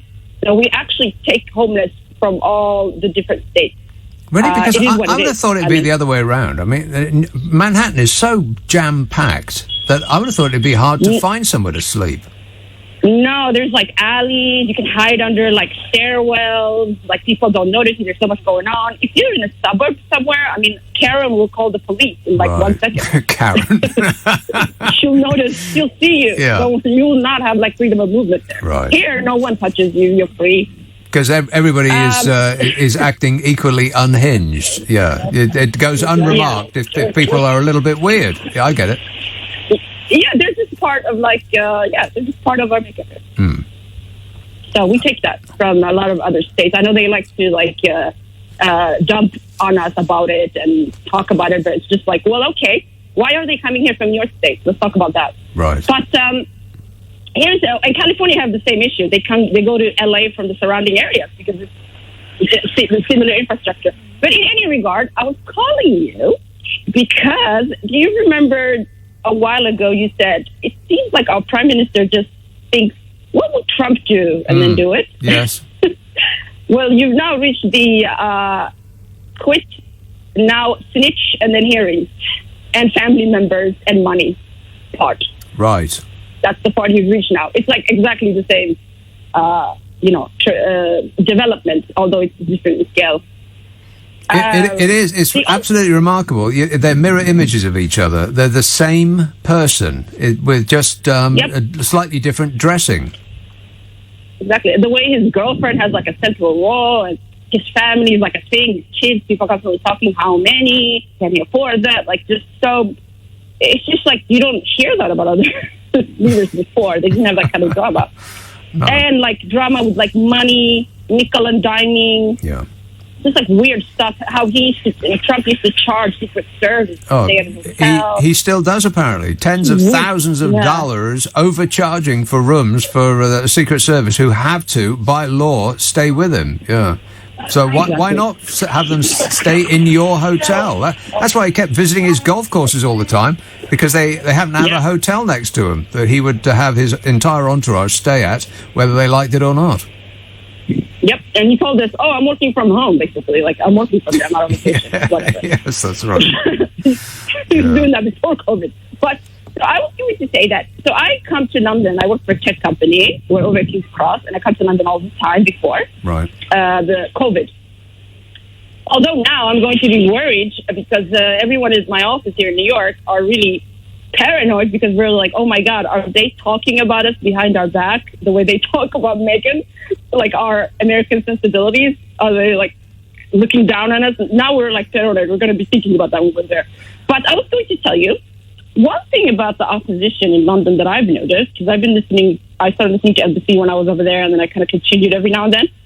You allow yourself, this is to the entire opposition that are listening, who basically that would be Labour is the most efficient way to be a united opposition and overthrow the regime. You have allowed yourself to be bullied. You believe the story that is told about you, and it's so obvious because you see like one left-leaning person on radio, on television after another, just kind of getting depressed by that and start being like really, really like hard on themselves.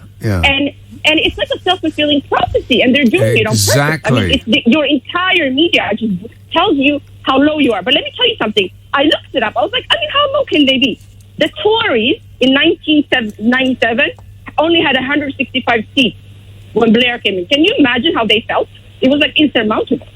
Labour is not there now. And in 2010, Tories had 198 seats, which I believe is less than Labour have now. And then the election after 2015, they received 360. Do you see the difference? In the darkest time, you imagine that it will never get light again, but it will. Yeah, and actually it impacts. Yeah, and it impacts people, believe it or not. What you say about yourself, you become that. And you just you believe that. Don't believe it. This is not insurmountable. This is easy. Right. You just have to not depress each other. They're doing it on purpose. You know your media. They're all very, very right wing. They don't want anybody in there who cares about people. So you just have to stay the course. And also, don't have so much shame. Don't be so naive. The questioning yesterday of Dominic Cummings was very, very too dignified. Like the Labour MPs, they did not come prepared, right? They didn't ask really triggering questions. They didn't have any sound bites, no sound bites from any Labour MP. They're not even thinking about their careers anymore. They're so embarrassed to be Labour or so down. I think that they. I think that. Warriors. All right, the press had written the reports before Dominic Cummings had even started to speak, and even the left wing papers, who are most at fault here. I mean, I know why the right wing papers do it, because they want their man in power for for their own benefits and self interest.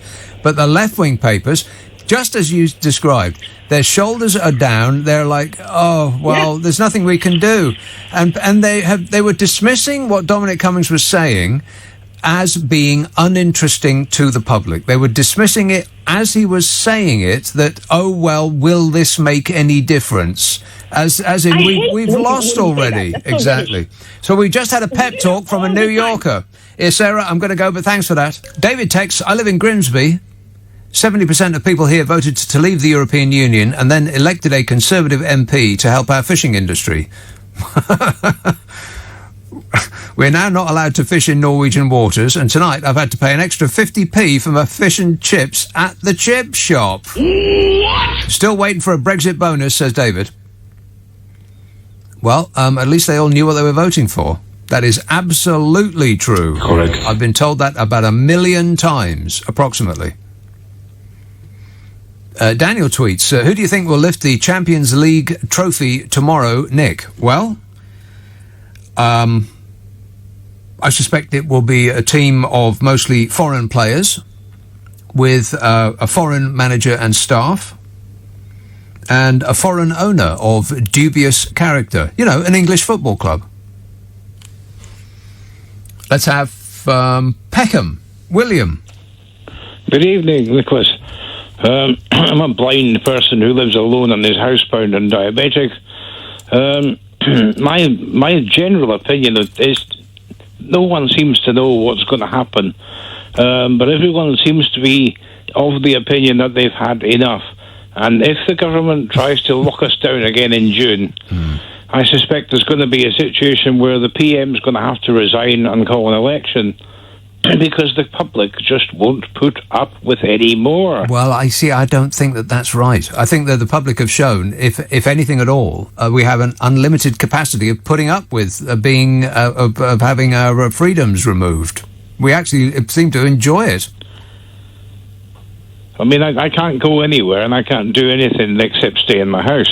So I can't go out and go to shops and go to pubs and what have you. Yeah. But I just spent 6 weeks in hospital because the council heating system overloaded and exploded, and they burnt all the skin off both my feet. Oh, my God. And there were, like, patients in the beds next to me and opposite me who were suspected of having COVID.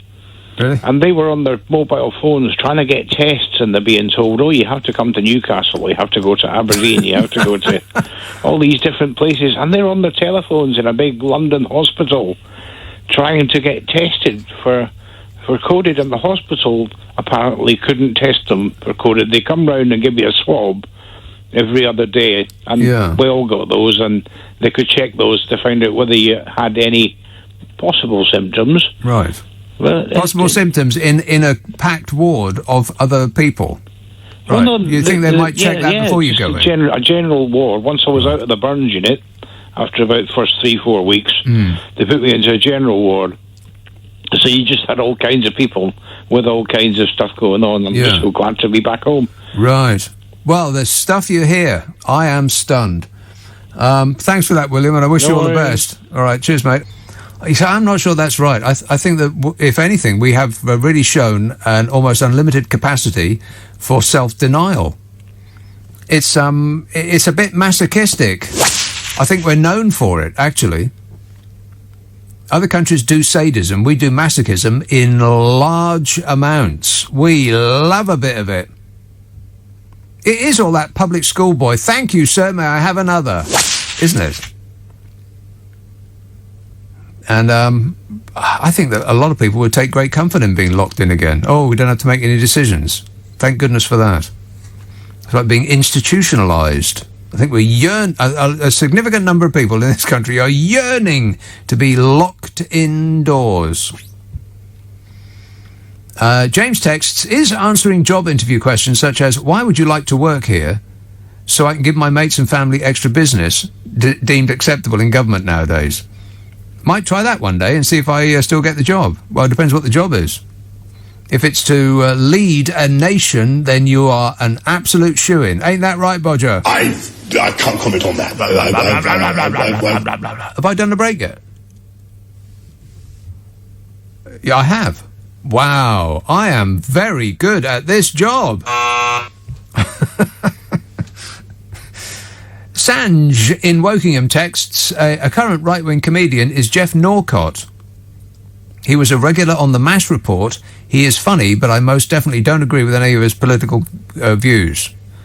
Right, well, I'm unfamiliar with any of the above, but I'll take your word for it. James says, oh no, I've read that one. Alexandra texts, I recognise that brilliant, disgusting sample. It was an old battle axe from the 1950s moaning that she couldn't get any liver on back in time for dinner. No. No. That is incorrect. Wrong. Let's have, but it was, see, an old battle axe is a bit rude. A little bit rude. Be polite! But it was from black and white. It was black and white footage. Should I draw the curtain back a little bit and tell them where it came from? Oh, all right then. I have said this on the air before because people do ask me about where these things come from, and quite a lot of them I've got absolutely no idea. I've been living with them for so long now, I've forgotten where I got them from. But I do remember where the disgusting came from, and it was a woman on I think it was a black and white newsreel, and it was probably just after the Second World War, and she was being interviewed in the streets saying, with the ration book and everything, and her husband was out working all day long, and she didn't have any meat to put on the table for him coming home for dinner. He's got no meat, and he works all day, and he comes back, we ain't got nothing to eat. Disgusting, she said. So that's where that was from. But don't ask me what the actual programme was that I plucked it out of. I think I was just watching TV randomly one day, and that came on. I thought, oh, I've got to have that. Islington. Hello, Jim. Oh, hello. Sorry for calling. I've just been waiting to get on, but it's been entertaining. I can't say it hasn't. It's Thanks, a bit Jim. lighter. It's a bit lighter than I was trying to get on Stephen Nolan yet again, because Stephen Neo. Anyway, Jim, what's up? Sorry. Quick as a flash. Sorry, I'm turning to the human whoopee cushion for a second. The thing is, I was trying to get on Stephen Nolan to point. Stop it now! Stop it, Jim. I'm going to ask you to stop it. Any moment now. What do you want? Well, what I wanted to point out is the hypocrisy of the BBC. Boris Johnson met Viktor Orban today, and just because he's a fan of Benjamin Netanyahu, it doesn't make him any less of a Holocaust revisionist and a rehabilitator of Nazi collaborators in Hungary. So this warped and complex situation where anti-Semitism has been weaponised in the way that it has. It's terrible to think that someone like Viktor Orban would be, someone who the Prime Minister would want to meet. I know he's an elected representative, but I think this Christian, I'd rather have the Christian democracy of Angela Merkel, and I'd rather have the premiership of Golda Meir compared to Benjamin Netanyahu, because of the risk it puts to all of us on the planet. The risk of war and conflagration is much greater with people like Orban and people like Netanyahu, as opposed to Golda Meir and Angela Merkel. Right. Okay. Or Tony Blair and George W. Absolutely. Yeah. Or anybody like that. Yeah. Blimey, that was out of left field. I wasn't expecting any of that. It's truth. I think you called the wrong show there, Jim, as he was trying to tell me over and over again. What else? Hey, look, I've read all these texts as well. I've read all the texts and I've done all the ads. Wow, I am ahead of myself. If I go any faster, I'll catch myself coming around the other way. Whatever that means. Knightsbridge. Hello, Freddie. Oh, hi, Nick. Thanks for taking my call again. Freddie. Yeah, I don't know what you were talking about in this fact, I just joined in, but I just wanted to say I kind of miss Jeremy Corbyn. Yes. Jeremy Corbyn would have been tearing chunks out of this government. I miss him so much, man. He whipped up such a revolution with the young people. I don't know about that. I mean, he did. Come on, man. Free uni for everyone. Yeah, for tuition fees. That's hardly a revolution. I had free university. Everybody of my age went through university completely free. That's why we didn't pay any attention while we were there. We were just mucking about for 4 years, in my case. Yeah, it used to be free. Can you believe that? No, I can't believe that. I can't believe it. Now I'm paying so much money for something. Anyway. It's worse than that, Freddie. I just miss him. Freddie, it's worse than that. Not only was it free, but the government paid us money to go there. That's actually true. They used to pay us money to go to university. All right, so what shall we do to get paid for uni? What do we do? Right. Well, you could go and study in Europe. Oh, no, that's right, you can't. Yeah. Sorry about that, Freddie, but, the people knew what they were voting for, and they voted against you. Jeremy Corbyn would not be silent. He would not be so quiet. He would not be so polite. He would not ask with the greatest respect whether the minister would consider his position. He'd be biting their heads off. That's what we need right now. Although, having said that, the opposite of Donald Trump beat Donald Trump in America. So maybe wanting somebody as loud and arm-wavy as Boris Johnson in this country to beat Bodger is perhaps asking for the wrong thing. Maybe we need the opposite of him. Maybe we need his exact inverse, which Keir Starmer is, actually, but he doesn't seem to be breaking through, does he? It's a little hard, as I've said many times on this show, it's a little hard to get noticed if you're on the same stage as Ken Dodd. Pah! He goes. And does his dressing up thing, and eats ice cream for the cameras, or pets a dog, or drives a digger, or, just does anything to get some amusing shot of him being Bodger. Pah! And everybody goes, yay, he's doing his best. Oh, God, when will it end? At the helm of his far-right party, Orban has centralised power in Hungary, surrounding himself with allies, cracking down on civil society and monopolising the media. Holy moly, Bodger wanted him over for tips. It's like a how-to session. Let's have Hassan at Cambridge. Yeah. Hi there. Hello there. Love your program. Thanks. I mean, one thing which caught my attention this week was this Belarusian episode where the president of Belarus sort of decided to force a plane to land so that he could capture a journalist who had been writing nasty things about him. Yes. And immediately everybody went into a frenzy. People started calling him a pirate and some kidnapper, etc., etc. Yeah. And what sort of gets me is that the hypocrisy of rich countries, because I remember a few years ago, they forced the plane of the president of Bolivia down because they thought that they would have the whistleblower Edward Snowden on that flight, and they were trying to hand him over to the Americans. And so they actually refused a presidential flight access into France and Portugal and forced it to land in Austria. So I think what is interesting is that rich countries have this ability to have one law for themselves where they can force XYZ to do things. But if a poor country does it, it's just that guy is a pirate. Yeah, and well, if anybody does anything, then they're guilty and they must go to jail. But if any of our ministers do anything, then they will have, then they're only guilty of a small breach of the ministerial code. Nothing more. Please move along. You have seen enough.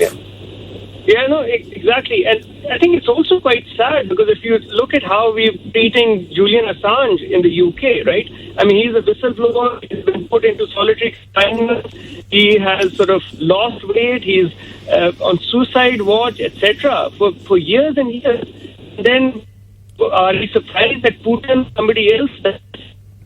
Oh, you're cracking up, Hassan. Get yourself a new car phone. Or, better, don't call me while you're driving. Would be a good idea. If only they made phones that could actually be used as phones. Wouldn't that be great? They're working hard on it, but so far, nothing. Thanks a lot, Hassan. Shane tweets, Nick Abbott had free university tuition. Look how good that did.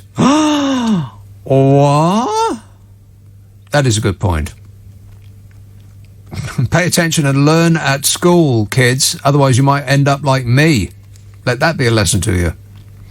Cindy texts, if Hancock and Johnson were benefit claimants, they'd have been sanctioned for 2 years. This makes Parliament a laughingstock. Thanks, Lord Geit.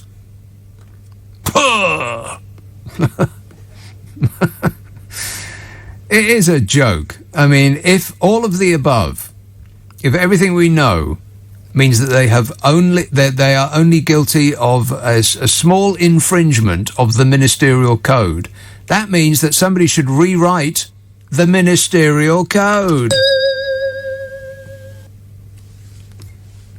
Wandsworth. Hello, Simon. Hey, how are you? Good, thanks. Good. So I just wanted to ask if you watch Question Time, Prime Minister's Question Time. No, I don't. Well, because, I mean, I watched it the past 2 weeks. Last week, because I wanted to hear about the people that went through London, the Palestine situation. I wanted to see how that went. And then also this week to see the Dominic Cummings aftermath. Yeah. And I just thought to myself, like, does the Labour Party not talk to themselves and say, we need to make more noise when our guy's speaking? Because when you watch the Tories, they bang the chairs and they act like... They act like Boris is just dropping zingers, but it's just unbelievable. Because, you know, like in school, when you're having an argument, even if you're losing, your friends normally amp you up and go, ooh. Whereas the Labour Party sit there crossing their legs, and the Tories are like, oh, my. Yeah, it's just ridiculous. And I just think they need to start... yes, well, they need to start making more noise. That's absolutely right. Maybe you could help them out in that regard, Simon. It always looks like the Tories are winning because they're practically lactating on the chairs, whereas Labour are sitting there so meek and mild and like clutching their pearls. And I just think you need to start, you know, laughing when Keir Starmer tries to put a joke, because it's like they always miss the cue of where to laugh and guffaw. Like, I just don't understand why there isn't some like camaraderie. Right. Well, I don't know if that actually works with the public, though. Does it? I mean, when you hear all that, do you get turned on or off? Do you feel more warmly to the party that's making all that harumphing noise?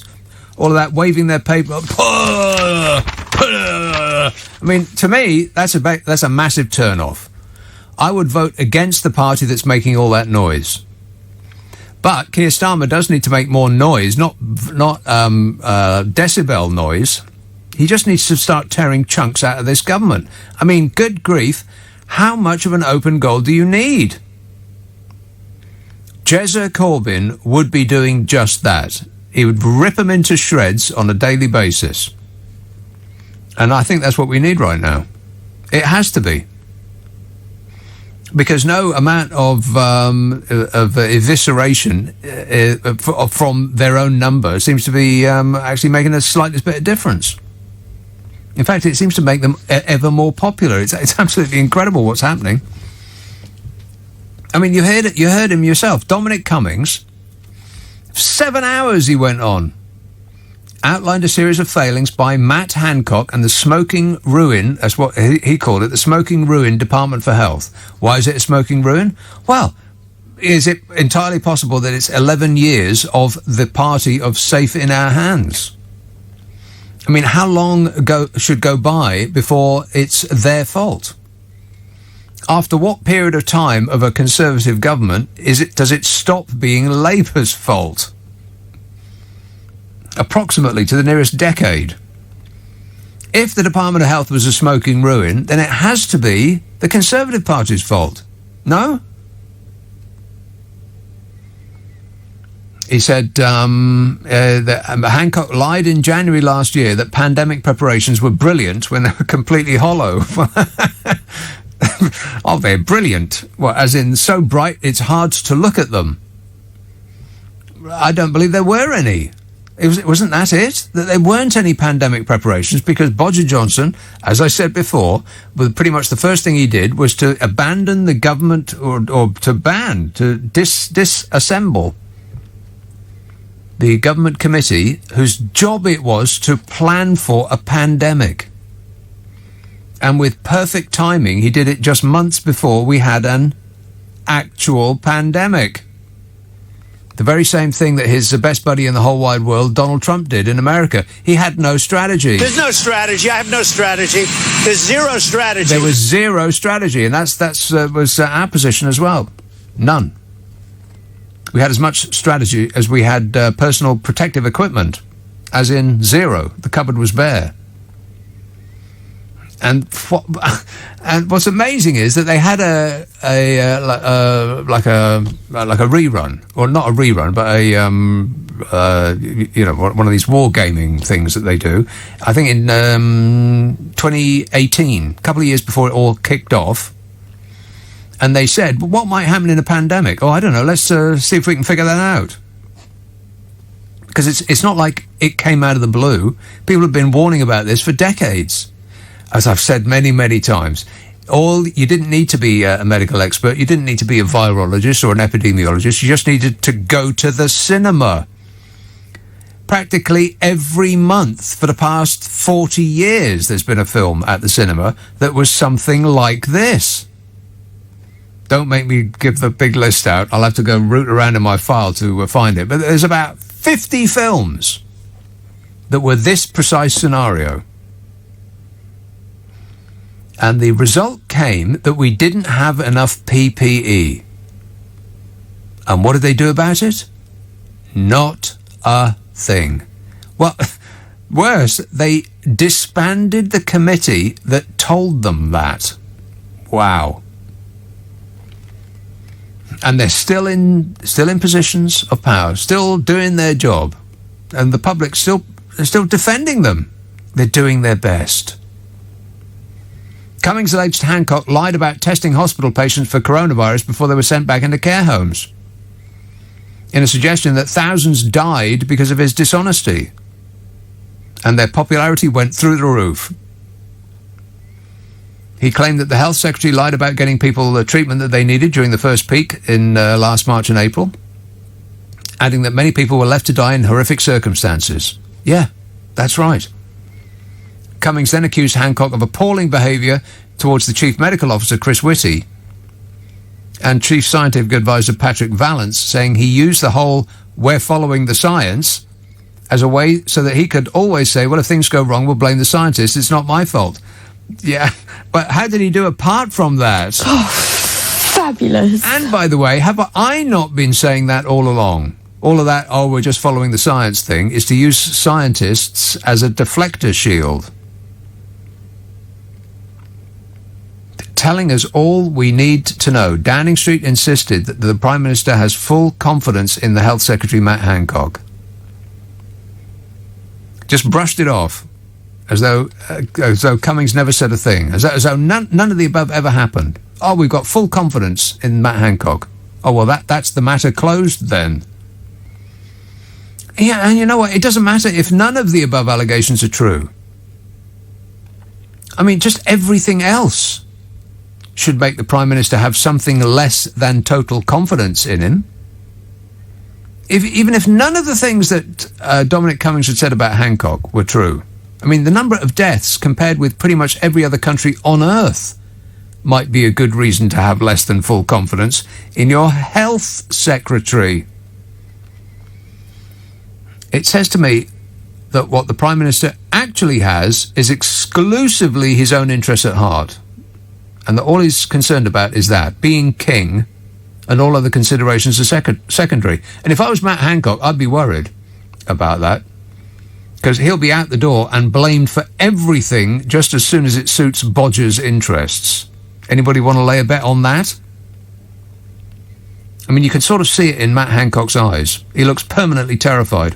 Even when he's being creepily authoritarian, he has the look of a man who has no idea how he got this far and is gripped by the fear that someone's going to find out. Well, good news and bad news, Matt. The bad news is that everyone has found out. The good news is that the only person whose opinion matters is Bodgers, and he's got your back. But the other bad news is that having your back means that he's behind you and ideally positioned to push you into enemy fire. Good luck. George says, we don't have any left-wing papers in this country. The Guardian and the Mirror are pretty much neutral, and the rest of the press are just Pravda for the Tories. Russia has a more diverse press than England. Russia has a more diverse press than England. Of course, if you say anything about Rootin' Tootin' that he doesn't like in Russia, then that's curtains. Well, I'm not sure that the Guardian and the Mirror are neutral. I mean, they may be less biased than the rest of them, but they are left-leaning. It's just that they are a bit ineffectual by dint of their lack of readership. I mean, The Guardian gets almost no readers at all, and The Mirror is not as widely read as its right-wing competition. The thing that gets me about The Guardian is just how relentlessly miserable it is, and pious. They just seem to revel in misery, almost as though having fun is somehow immoral. There's something you should be ashamed of. I mean, you know, most newspapers particularly on their like the Sunday editions where they produce a magazine. The magazine part is usually, the fun part. The light thing that you flip through while you're having your coffee of a Sunday morning. But not in The Guardian. Oh, my God, it's just one relentlessly miserable tale after the next. There'll be tales of people who've died of cancer, and that will be followed by someone whose their entire family committed suicide. And it's just one miserable, dreadful tale after the next. Cheer us up. Be happy once in a while. Try it. You might like it. Guardian circulation is 110,000. Wow. Last time I looked, which was a good long while, it was around 250,000. You're kidding. That's daily? It's all true. That's the ABC figures? Sorry? Your ABC figures? Yeah, that's them. Right. Guardian circulation is 110,000. Blimey. Well, And the Mirror is 369,000. Sales of both fell by 18% this year. All newspapers fell this year because people weren't going out. People buy a newspaper on their way into work or back home from work or whatever. If you aren't going out, then you aren't buying a newspaper. I think their online presence probably went through the roof, but the actual physical sales of the paper are, well, most newspapers have been going down by about 5 to 10% per year for decades now. Eventually, and I'm kind of surprised that it hasn't happened already. At least one of our national newspapers will fold. I betcha. I mean, my money was on my money was on the Indie, but they have survived, and that's excellent because a healthy newspaper market is good for all of us. As long as there's some differentiation within the content of the titles. But at some point, the Independent went years ago. Well, not the Indie, the I. That's what I still call it, the Indie. At some point, they're not going to print papers anymore. And that might be good for trees, but you will miss them when they're gone. Because there's just something a bit on edge about reading the news on the internet. And I think the reason is because there is no end to it. If you're reading a newspaper or a book or a magazine or something like that, you know where it's going to end. It can't possibly go further than the number of pages that you are holding in your hand. So you know that there's an end part. And so you can, regulate your reading accordingly. If you've got a half an hour, then you'll skim through some of the stories because you want to get to the end of the paper, right? To the good part, which is the crossword on the back. But if you're on the internet, there is no end. It goes on forever. And I think there's a certain tension about that. You can't ever complete it. I think I've hit on it. That's it, isn't it? That's why reading news on the internet, I mean, apart from the physical it of it, it's on a screen which is bright and light and you can't hold it in your hand. Even if it's on a pad, then it's still not physically pleasant to hold like paper. But the reason that it is unsatisfying and leaves and makes you tense rather than a feeling of completion is that there is no way to complete it because it goes on literally forever. You could sit there from now until the end of time and you would never read the news on the internet. Blimey, right at the end of the show. If only I'd said this at the beginning of the show, I could have just said that and then left, and that would have been a complete programme. That would have been a perfect show. Finally, I got something right. Let's see what this one's like. Hertfordshire. Hello, Rob. Oh, Rob. Too late. Let's have Swansea. Dean. Hello, yes. Dean from Swansea. Yes, Dean. Nick, can I ask you a question? No. Okay, how can Dominic Cummings be absolutely a complete liar last year, but this year everybody believes him. Dean, it's a thing about context. This is the other way that people will dismiss Dominic Cummings before they've even heard a single word that he said. He once said something that turned out not to be entirely true. Therefore, everything he says from this moment on is not to be believed. And if that's your position, Dean, then may I introduce you to our Prime Minister, who is properly famous for saying things that aren't true. Ain't that right, Bodge? I can't comment on that. Approximately how many times have you been fired for disseminating misinformation? I bet Donnie knows. Maybe 4? Yeah, about 4. Thereabouts. 8,737,540,000. 8,500,000. That's a lot of firings. He just keeps bouncing back like a rubber ball. Get Bobby Vincent on the phone and he'll explain it to us. I believe it probably was Bobby Vincent. That's just the name that I plucked right out of the air off the top of my head. Bobby Vincent, rubber ball. Rock and roll! I better got that right. And on that completely correct note, that's it. I can't believe you heard it here first. I usurped the news by about 30 seconds. This is according to the Super Soaraway Stun. I can't believe I'm about to say this, but I believe the Sun on this issue alone. What they don't know about the inside life of Boris Johnson isn't worth knowing. Boris Johnson, according to the Sun, Boris Johnson married Carrie Symonds in a top-secret ceremony at Westminster Cathedral today. It was so secret that Carrie had no idea what was happening. She thought she was going for lunch. The PM and his bride mounted a cloak and dagger operation which had been planned for about 6 months, or at least as long as they knew that Dominic Cummings was going to spill his guts about what goes on under the court of the dim king. Only a handful of church officials were involved in the preparations, and the 30 guests were invited at the last minute. Just pick some random passers-by. Hey, I wonder if Smug was involved. You're better informed than I am. I don't know anything.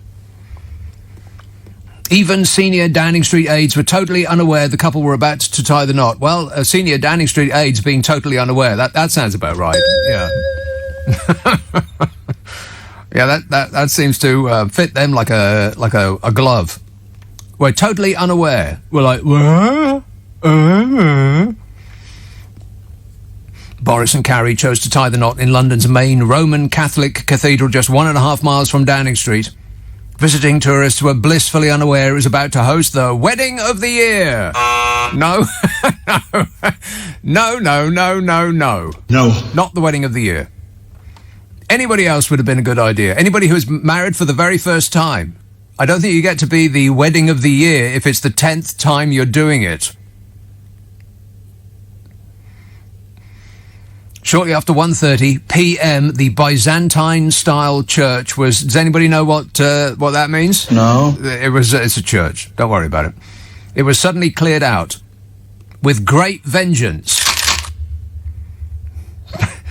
By the way, have you noticed how many police with machine guns are just, wandering about the place? There's so many police with machine guns. That really is a sign that the regime is going well, yes? No. I've never seen so many machine guns outside of a war movie. Anyway, shortly after 1:30, the Byzantine-style church was suddenly cleared out. Staff told visitors the building was going into lockdown. Warning! Warning! Everybody... Well, I've got a sound effect. Emergency! Everybody to get from street. Emergency! Everybody to get from street. Yeah, they wanted to do it straight away before Carrie changed her mind. I joke, of course. Half an hour later, at 2 p.m. in the afternoon, a limo carrying a bride, the bride, not a bride, well, the bride, the current bride, swept into the piazza outside the main west door, just 300 yards from busy Victoria Station. And nothing spells glamour like Victoria Station. Carrie, 33. 33? How old's Bodge? He's about 70, isn't he? Carrie, 33, stepped out wearing a stunning, long and flowing white dress. White. Bold. She chose not to wear a veil.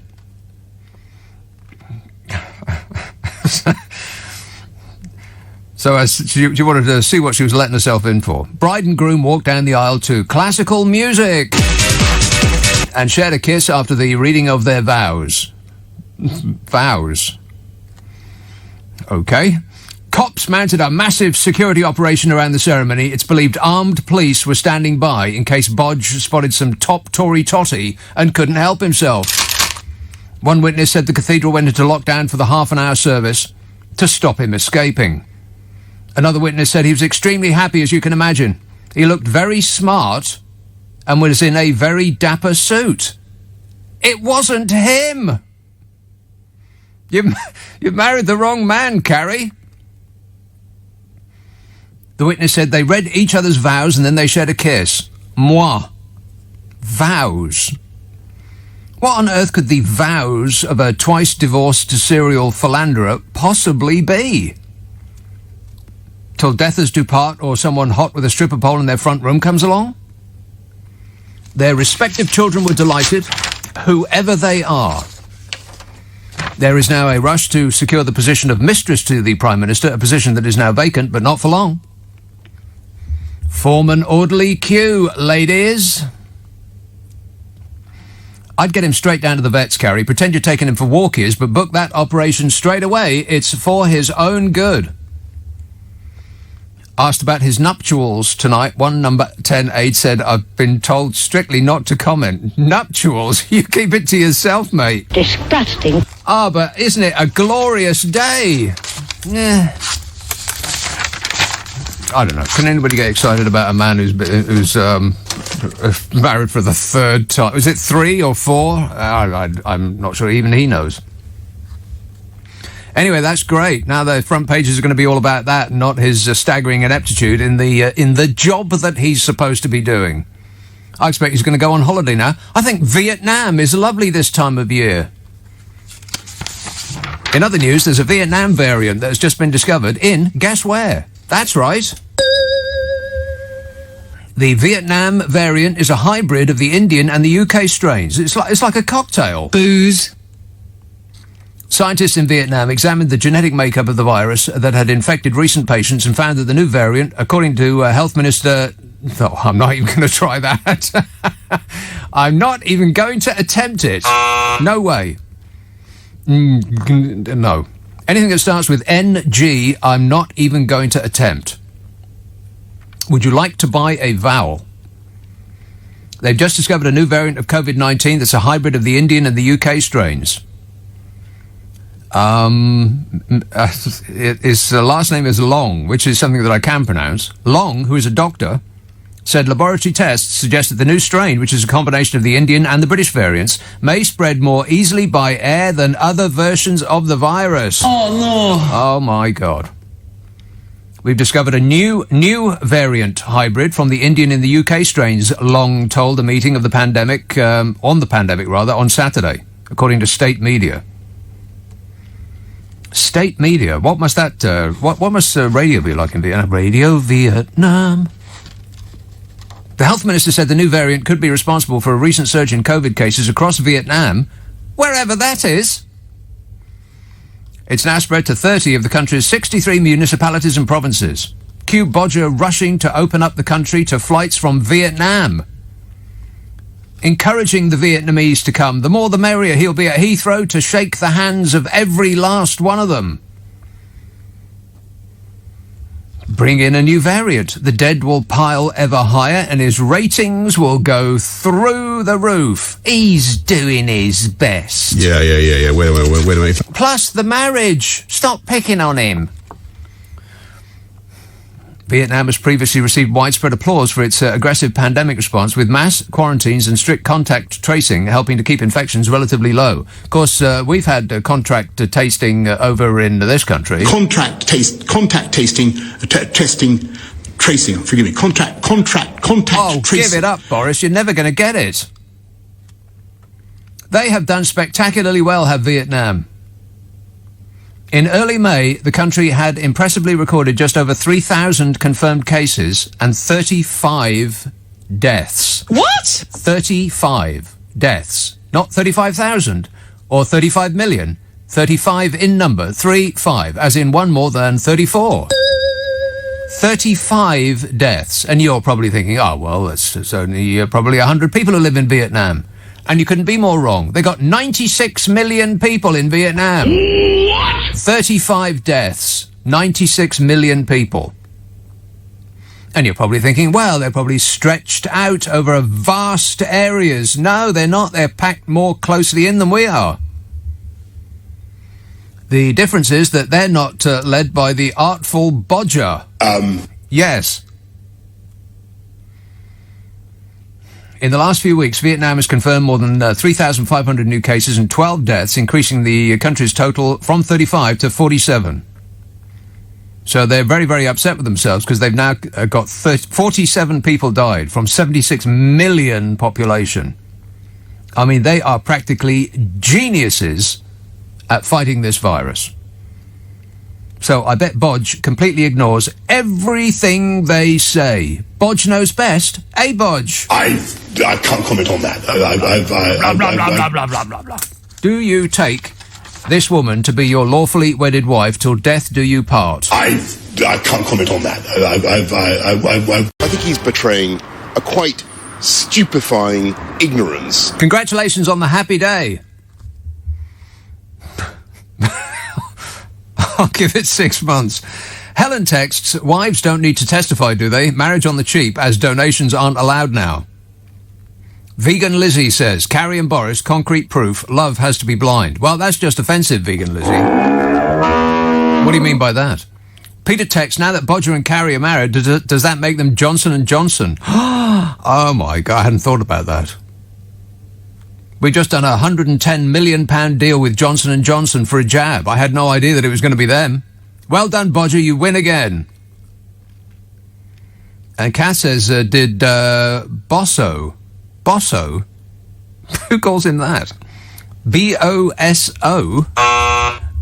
Did Bodger comb his hair, says Kath.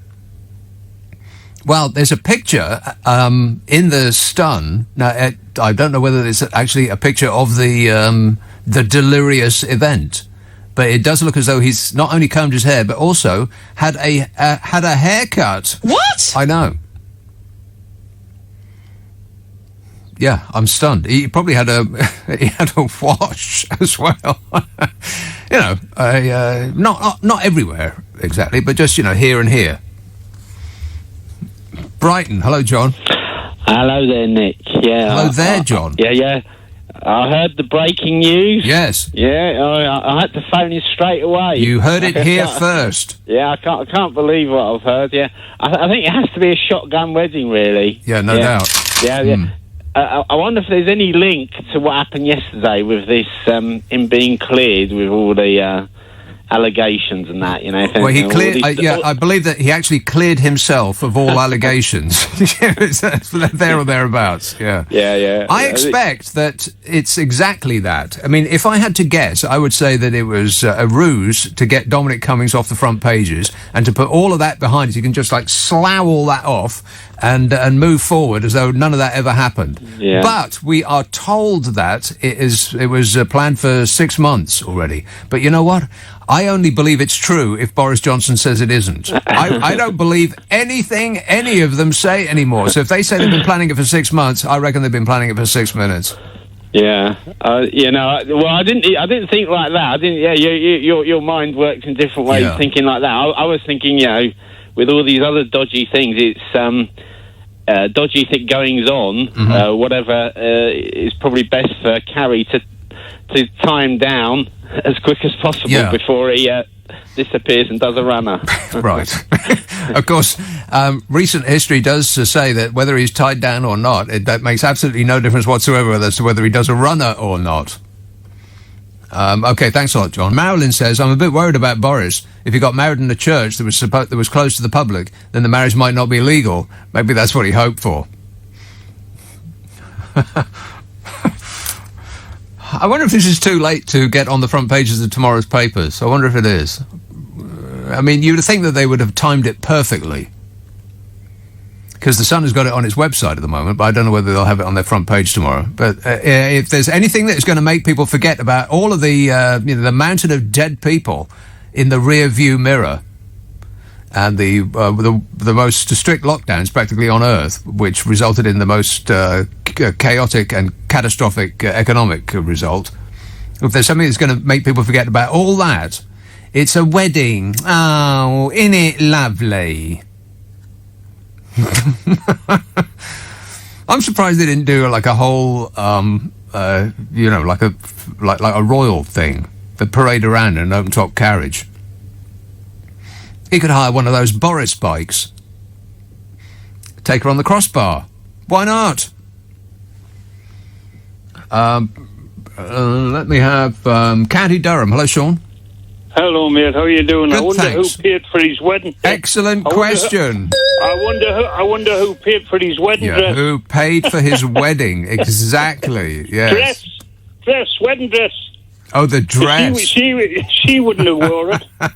Never mind. What else was I going to say? I was going to say something else. I don't know, Sean. What were you going to say?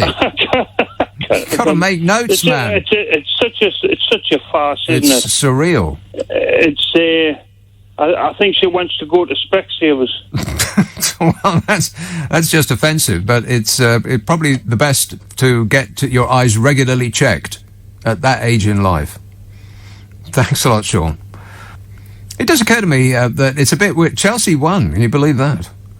It is a bit weird that something of that magnitude, the final of the Champions League, it was not available on television. I mean, I know it was available on TV if you paid for it, but it just strikes me as a bit weird that two British teams were fighting it out, and yet almost nobody could see it.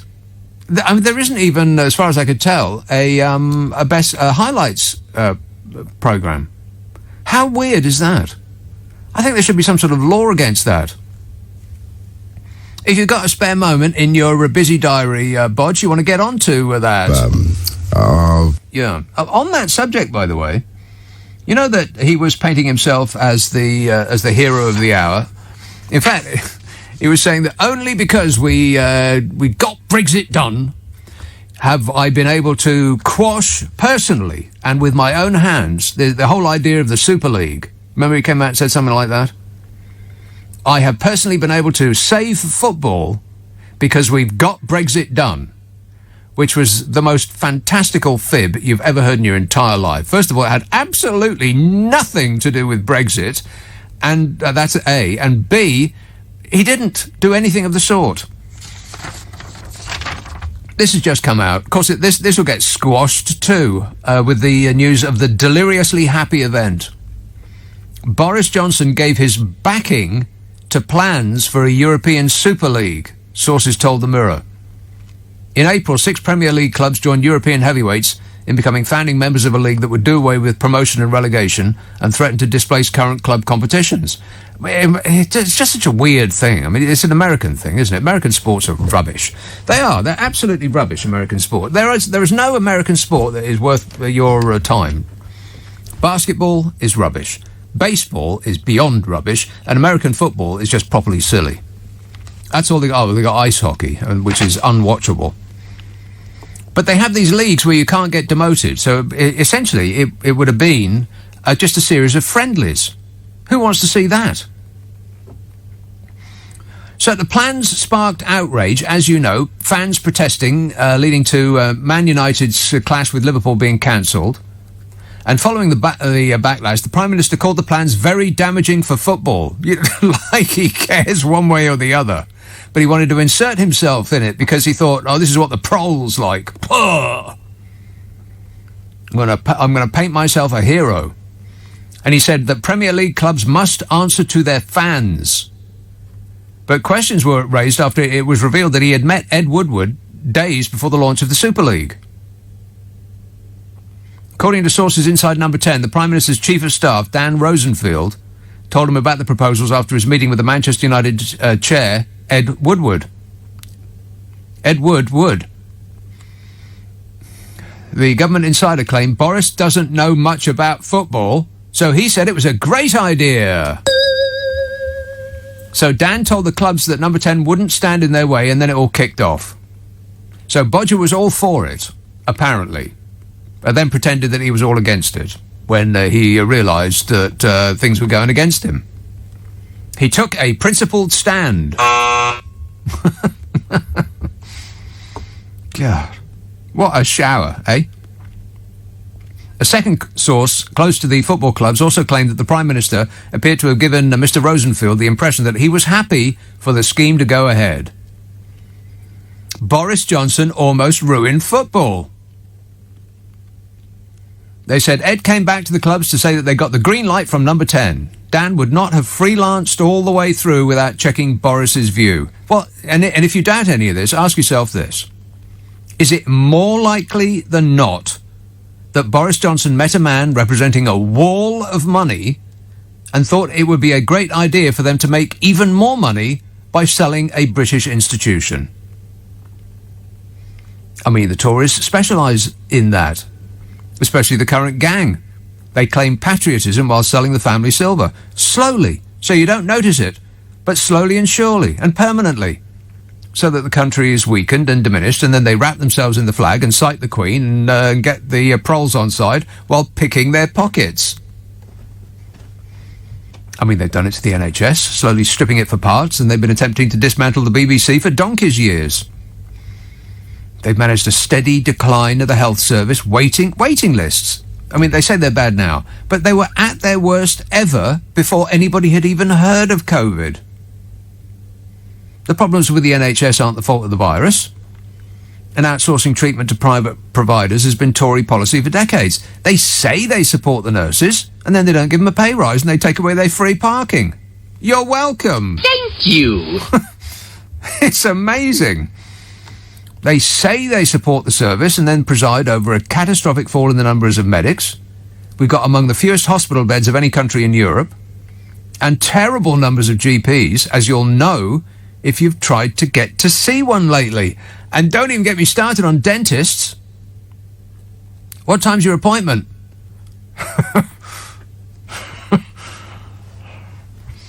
Oh, 2:30. That's nice. And they're doing the same thing for the BBC, with the added reason that having almost all the press in their pocket isn't enough. Apparently, they want the lot. And the ability to reward their billionaire supporters in the media by removing the competition. I mean, it's the obvious dishonesty of claiming to be patriotic and supportive of uniquely British institutions while ripping those same institutions apart and selling them off that's hard to stomach. And that's the power of the flag, which they are covering in everything these days. Have you noticed? It seems to be a deflector shield that's letting them get away with it. That and the almost limitless gullibility of about 40% of the population. There or thereabouts. Phil emails, Nick, I wonder what wedding gifts were received by Boris and Carrie. If they had a whip round, surely 50 quid's worth of John Lewis vouchers might cover it. Oh, I think it'll be way more than that. Way more than that. I bet the people who've spent the most will be warming the seats in the House of Lords in about 10 minutes. Stephen Upminster says, so it's Bodger's third wedding, first Allegra, second Marina, and now Carrie. Clearly, if you can get them to the altar, you get extra points. Extra points. If you get it in order, you get extra points. Allegra, Marina, Carrie. I got it in order. I get extra points. Melanie says, Man City and Chelsea was on YouTube for free. YouTube? Really? I find that hard to believe. It was on YouTube? No. Was it? Now you tell me. Well, how about this? I mean, never mind about the Vietnam variant. Greater Manchester and Bedfordshire are likely to be the next COVID hotspots in the coming weeks. You lucky, lucky people. If only somebody had thought that it might not be a good idea to import the virus from India. If only somebody had spoken up that it might not be a good idea to, open the borders to people coming from India. But nobody said anything, did they? Not one single thing. Not a peep from anybody. Ain't that right, Bodge? I can't comment on that. A map by Imperial College London COVID experts suggests more boroughs of Greater Manchester, including the city itself, Bury, and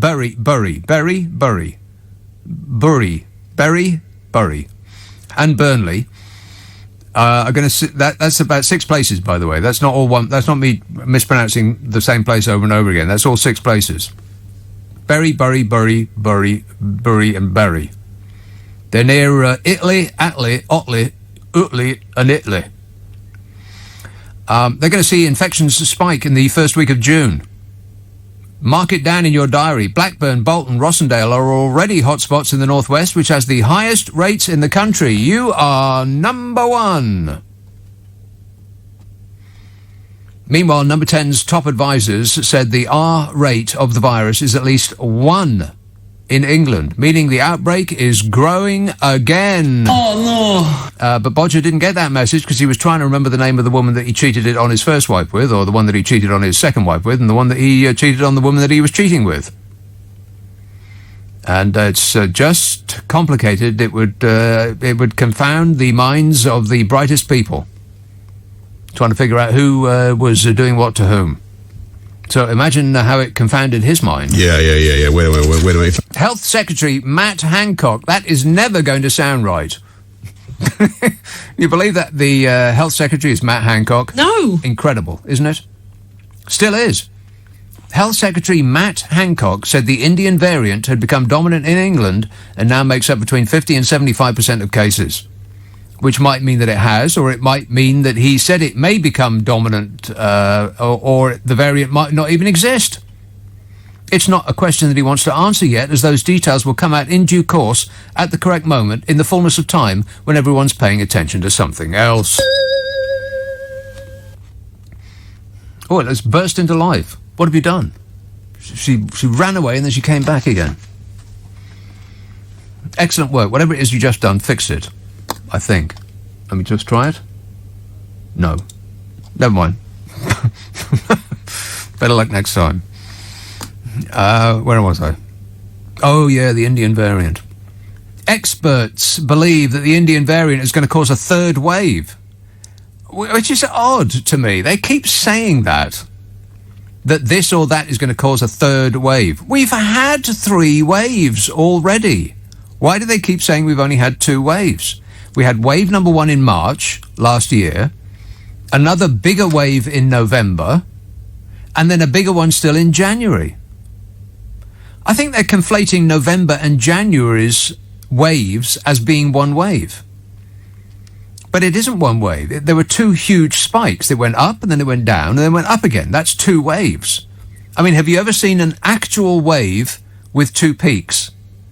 Or would you call that 2 waves? And so now they're talking about it's going to be a third wave, but they actually mean it's going to be a 4th wave. Unless I do maths wrong. And now ministers are saying that the prospect of ending lockdown in June hangs in the balance. What? Oh, my God. And people, it's busy out there. It was actually really weird walking in tonight. I mean, I went to King's Cross the other day as well, and that was weird as well. Packed it was. Packed with youthful hipsters. And they took one look at me and thought, yeah, he's groovy, he's with it. Yowza. But yeah, I mean, the West End of London is very busy. It's the busiest I've seen it in like a year.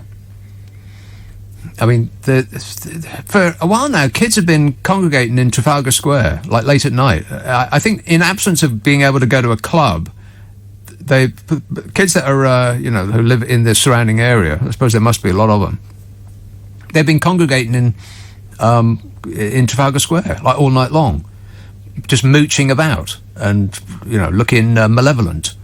I've got no idea what it is they're doing there. Just being with each other, I suppose. Being young persons. But, busy. B-U-Z-Y, busy it was out there today. And it felt a little bit uncomfortable, a bit like walking along the pavement with like streams of people coming towards you. And I got to thinking, you know what? I sort of preferred it when it was quiet. Can we go back to that again? I know that's an awful thought. But it was a little nicer when there wasn't so many people. I suppose you think that makes me a Nazi. So now ministers are saying that the prospect of ending lockdown in June hangs in the balance, which sounds like a setup, doesn't it? Hanging in the balance. Because this clown show of a regime allowed 20,000 people to come here from India, bringing the Indian variant with them. It's not like scientists were trying to disguise where it came from. It's called the India variant because it comes from India. How hard is that to understand? Never mind. Cautious scientists call for number 10 to delay the final step on the road back to normality. You can remember what normal looks like, can't you? No. Not really. Just vaguely. A dim, distant memory. Cautious scientists were promptly ignored. They've asked number 10 to delay the final step for at least 2 months. 2 months? They say this will give the NHS more time to fully vaccinate millions more adults. But Bodger didn't hear them. Because he was spending all of his time on trying to find someone to pay for his children's nanny and the gardener and the food bill and his dry cleaning, which must be enormous. Disgusting. And finding somebody to pay for his cushions and his table lamps and his solid gold wallpaper. All while desperately trying to persuade us that he really loves his dog. What with that and writing a book on Shakespeare, it's amazing he had time to show up for work on a work day. He has very strict hours. And remember, darling, I don't work before 10 in the morning and never after 4:30 in the afternoon. But business leaders, hospitality chiefs and senior MPs have urged the PM to stick to his COVID roadmap. His plan. Plan. It's like he's got as much strategy as Donald Trump. There's no strategy. I have no strategy. There's zero strategy. He's just pinging around like a ping pong ball, like a pinball. He's no wizard, but he does ping around like a pinball. Or, as Dominic Cummings described him, a supermarket shopping trolley with a wonky wheel. It keeps careening from one side of the aisle to the next.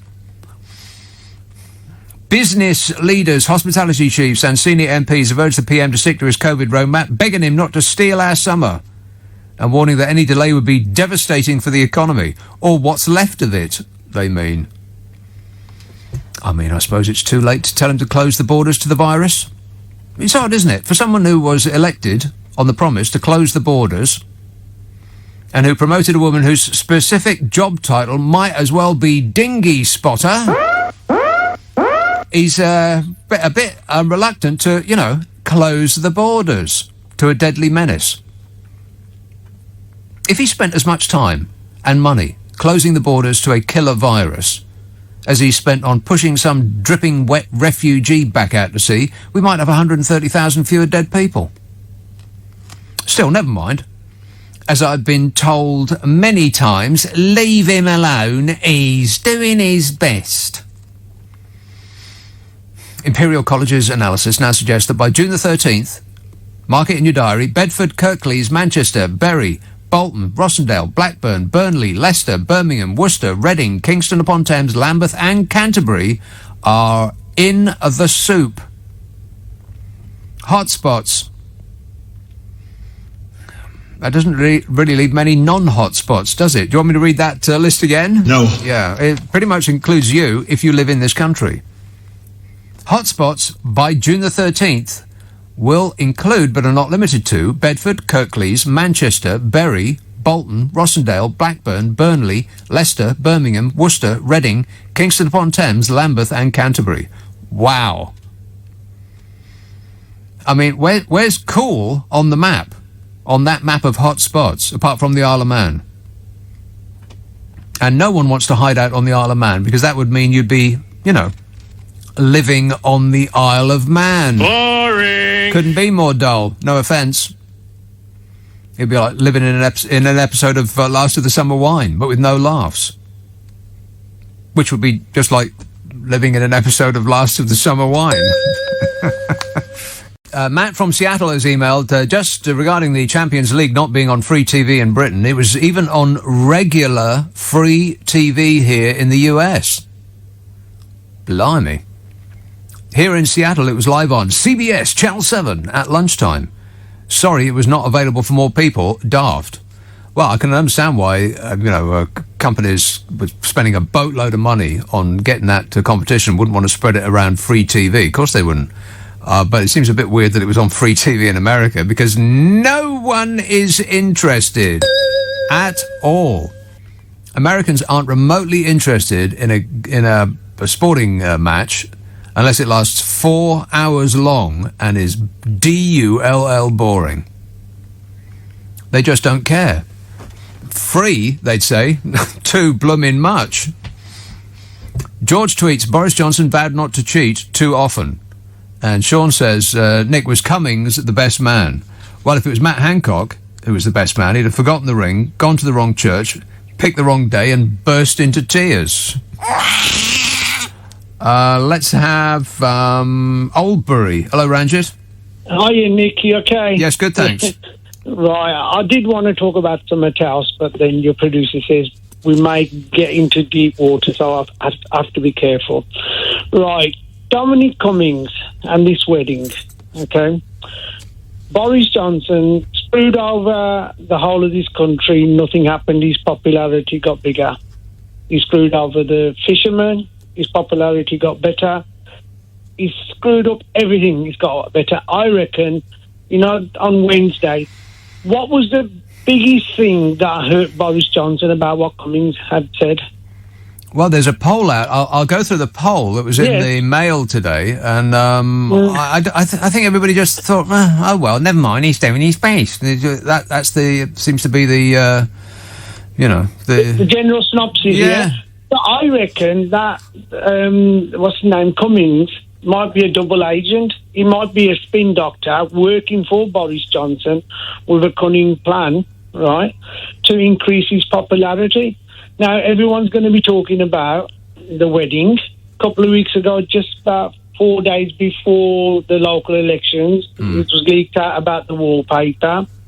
So everybody tends to just take away the scent from what's really going on. Yeah. And I'm more convinced That's now. a conspiracy theory too far. Dominic Cummings is not that good an actor. He was irate. He probably, but because things have gone on in the past, where people have been caught. So you need to get an even more sophisticated plan, Sophisticated. Because, that's the thing about Boris Johnson. He is so sophisticated. Yeah. The thing is, I call him a himbo, right? So he dreams up these plans, right? If there was ever a time for Spitting Image to come back, I think it is back, isn't it? Isn't Spitting Image back? Yeah, but that also is not available on television. You have to buy it. It's not back in the normal way. Right. But what I'm trying to say was, they tried to make Matt Hancock an scapegoat, and it did not quite work. An escape. Right? They could make him an escape shoot. That would be 101 uses for Matt Hancock. Number one, escape shoot. The thing is, right, have you ever looked at his face, Matt Hancock's? Have I looked at his face? Of course I've looked at his face. Yeah. He has got an enormous face, by the way. His face goes on forever. He looks like a little bit of a horsey face, doesn't he? Well, he looks like a baby. It's completely unmarked. He looks like he's about 5 years old. Yeah, right. So everyone's going to feel sorry for him if he gets made. I very much doubt that. Look, the thing is, though, Nick, I'm sorry to say this, but generally the people of this country are getting more and more dumber. Yeah, they're following the leaders like Trump. Are you saying that the stupidification of the nation continues apace? Yes, it does. Yeah, it does. And I think Cummings is a spin doctor. Well, he is. Yeah, that's what he does for a living. That's what he does for a living. He got And us then Brexit. He got Brexit done. He's got everything done. He's got 130,000 people, gone up to heaven. Yeah, well, that ain't down to him. Well, maybe I mean, not, he was in the room, so he has to take some responsibility, and of course he did. He said that, I'm rubbish at this job too. Pretty much, that's more or less what he said. I shouldn't be in this job. It's incredible that I'm in this job. It's incredible that Bodge is in the job, but it was amazing that I was in the room, he said. Of course, there can't be anybody that thinks that it's not incredible that this man is actually our leader. Yeah. Wait a minute. That's our leader. Yeah, but Cummings can walk away from there. That's the thing. He's walked away from me. He's left the mess that's already been made there, right? And now he's gone round telling tales, okay? Telling tales? All those tales he's told have not damaged Boris Johnson. Right. That's what I'm trying to say. I don't think anything will damage Boris Johnson, because as I've been saying for a long time on this show, we are not dealing with a political leader. We're dealing with a cult leader. There was a columnist in the Guardian who picked this up yesterday. I have to say that I'm not copying her. I've been saying this for a year or more on this show, that he is a cult leader. It's like a religion now, with very loose rules on adultery, uniquely for religion. Absolutely nothing touches that man. His fans are they've made their mind up, and that's that, regardless of any new information that comes their way. In fact, anything that they say that is in any way negative, anything that anybody puts to them that demonstrates that this is a person who should not be in charge, they dismiss it as well, I'll say it then, fake news. God, I hope that man doesn't come back. I mean, a little bit of me hopes that he does come back, but mostly I hope he just fades away. Don't be rude. A little bit. A little bit of me thinks, come back for the lols. But after a while, there was precious a little funny about it. I wonder how Melania's feeling these days. Now her husband is out of the limelight. I don't care. She's actually not that bothered. How about you, Kanye? Whoop-dee-dee scoop poop. Precisely.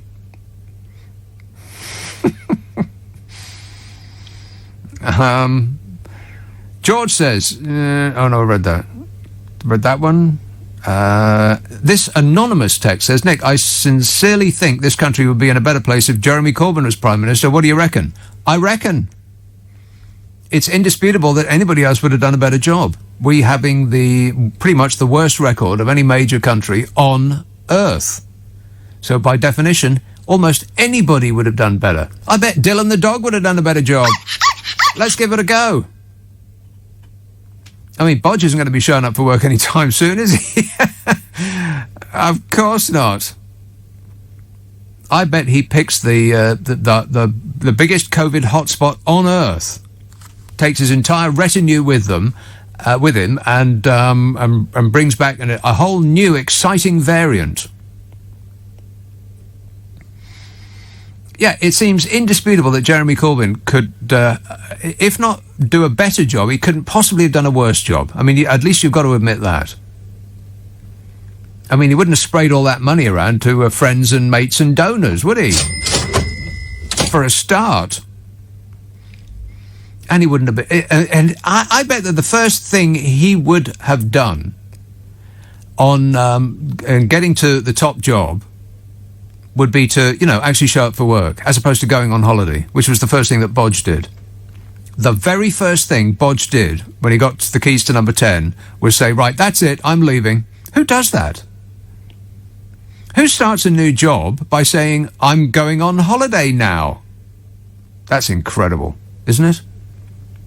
And then, of course, the well-documented being absent without leave at the beginning of a pandemic, which, if it had gone well, could have saved 100,000 lives. Not much, just a giant pile of dead people, that's all.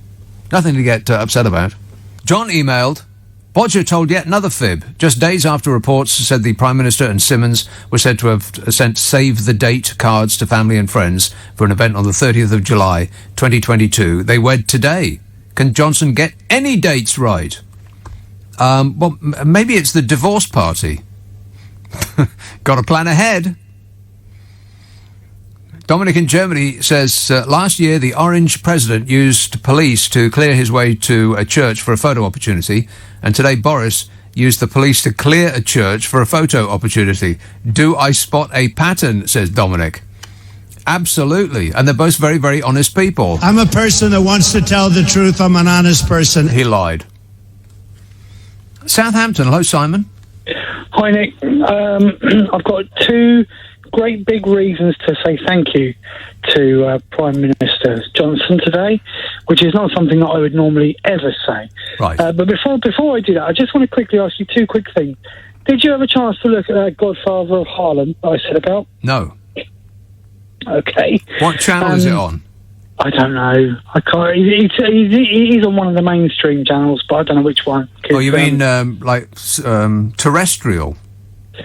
No, I don't think it is. But it's on like Netflix or something. I don't know. Right. If you get a chance, have a look. But I won't though, because I haven't got Netflix, and I haven't got Amazon, and I haven't got Disney, and I haven't got any of those. Well, there's just too many subscription services. They need to get to mush them all together, and we can just pay one price and get everything.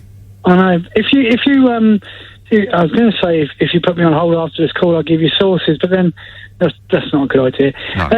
The other thing is, you were talking about tinnitus as a side effect of. Oh yeah, my ears are ringing, ringing like a bell. I had my second AstraZeneca last Saturday, actually. Yeah. And now I have anxiety-induced tinnitus anyway, which means I can go for months and months without it, and all of a sudden it'll come back. Now I've had a week of it back, and it's a real pain in the backside. So I just wondered if other people have the same thing. How loud is it? It's bearable.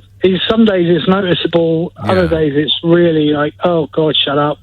And then other days it's like today, it's like hardly there at all. Yeah. I know it's on its way. I mean, I've had it for years. I know that it'll be around for a couple more days, and I probably won't hear it again for months. But the other thing I had was really itchy face. Do you know anything about that? Itchy face? Yeah, an itchy face. No, I never heard about that. No, for the last 3 or 4 days, I've had a really itchy face, and I've had to moisturise, would you believe? Oh, a little bit of moisture? I just wondered if anybody else has suffered with that. Right, 2 reasons to be extremely thankful to the mutation that works in the... Yes, the variant. The variant of concern, yeah, oh, yes. So, first of all, thank you for denying the ungreat brainwashed.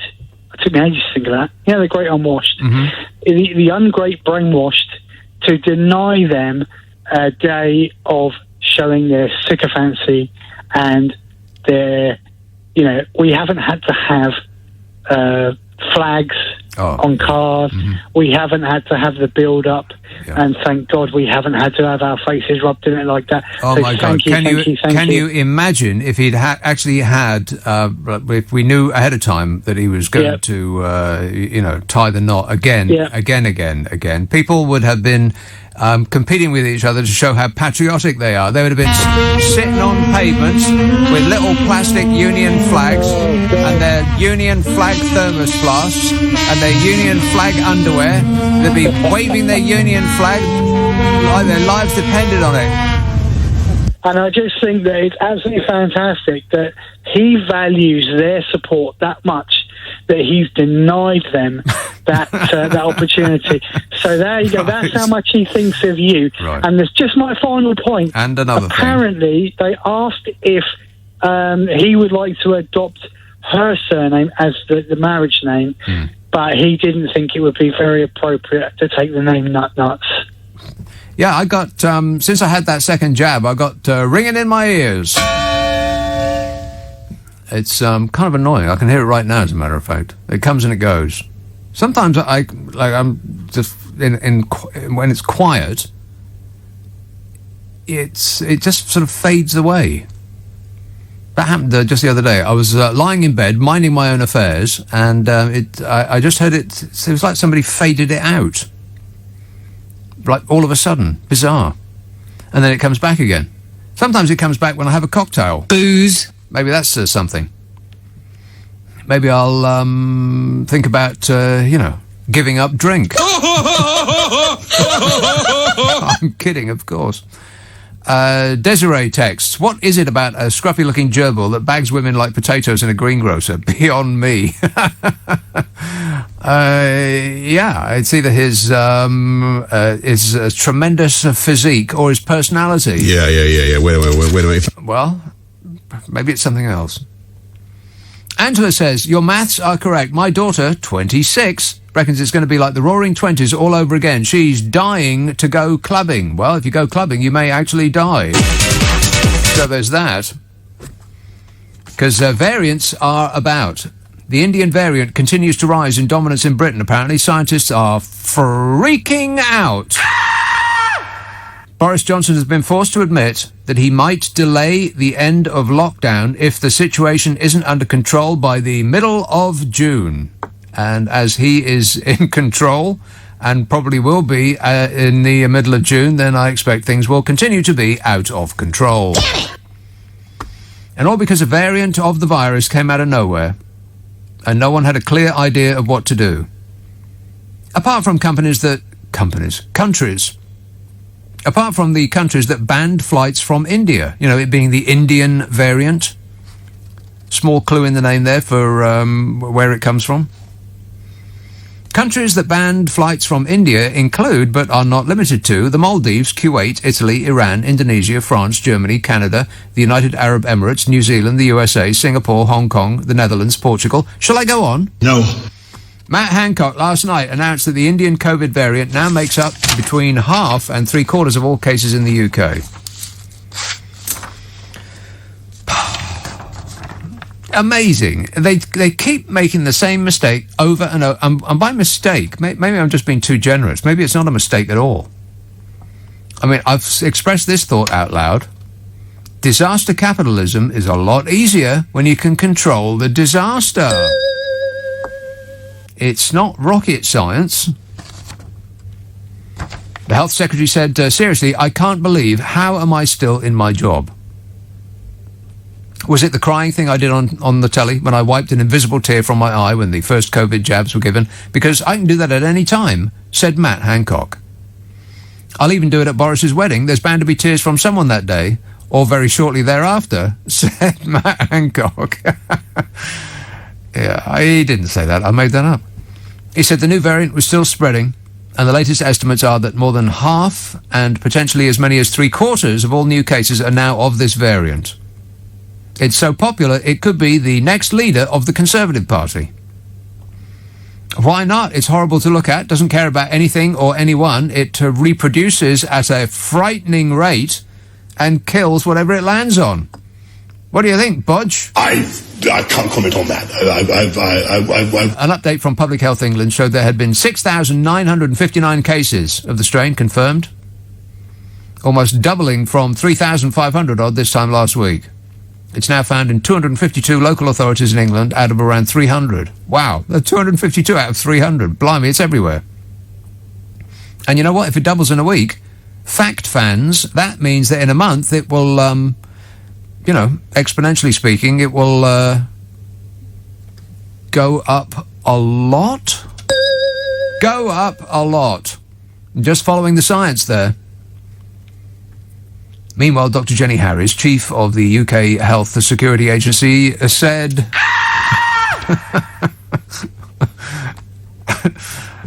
she said, in most areas in England, we do know that the new variant, the variant that originated in India, is taking the place of the 117 variant, so it's something we need to watch really carefully. That's right. We could have watched it through binoculars, or watched it on the news, but now we're watching it up close because this regime seems incapable of dressing itself, let alone fighting a pandemic. And the result of all this is that Bodger's cult worshippers love him even more than they did before. If they announced that the policy from now on is to bury random members of the public up to their necks in jam and release the killer ants, their popularity would still go up. If the policy was changed from testing those with a cough to shooting those with a cough on the spot, he'd still be more popular than Keir Starmer. He'd be more popular than chocolate. The whole world's gone insane. Hounslow, Manesh. Good evening, Nick. How are you? Good, thanks. Yeah, I'm just listening to this conversation, and I'm just having some thoughts about Bodger the Dodger, yes, and how wise he is of getting married. I mean, he was just being blatantly disgraced by being unwise for his actions. Do you think having a marriage now at this stage is a good idea for him? And more importantly, how many Conservative donors are pledging their monies to say, well, I'm going to pledge $3 million for his divorce settlement for the next one that comes along? Yeah, well, the tenders are probably out, and he's going to take the best offers. I'm not a betting man, but I think there's several million involved here. Well, no doubt, yeah. All right, thanks. I just think it's crazy, isn't it? Well, it seems a bit weird to keep doing the same thing over and over again. I mean, marriage is supposed to be forever, right? So if at first you don't succeed, just keep doing the same thing again and again. That'll work. Still, I'm sure he won't stray this time. Oops, wrong one. Oh, damn it, that would have been hilarious. That would have been the funniest moment that had ever been broadcast on radio, if I got that one right, but I got it wrong. Oh well, never mind. Can't have everything. Mike emails, why is there no mention of Gove, even from Cummings? Is he planning a coup, or is it just a case of where's Wally? You know, people who...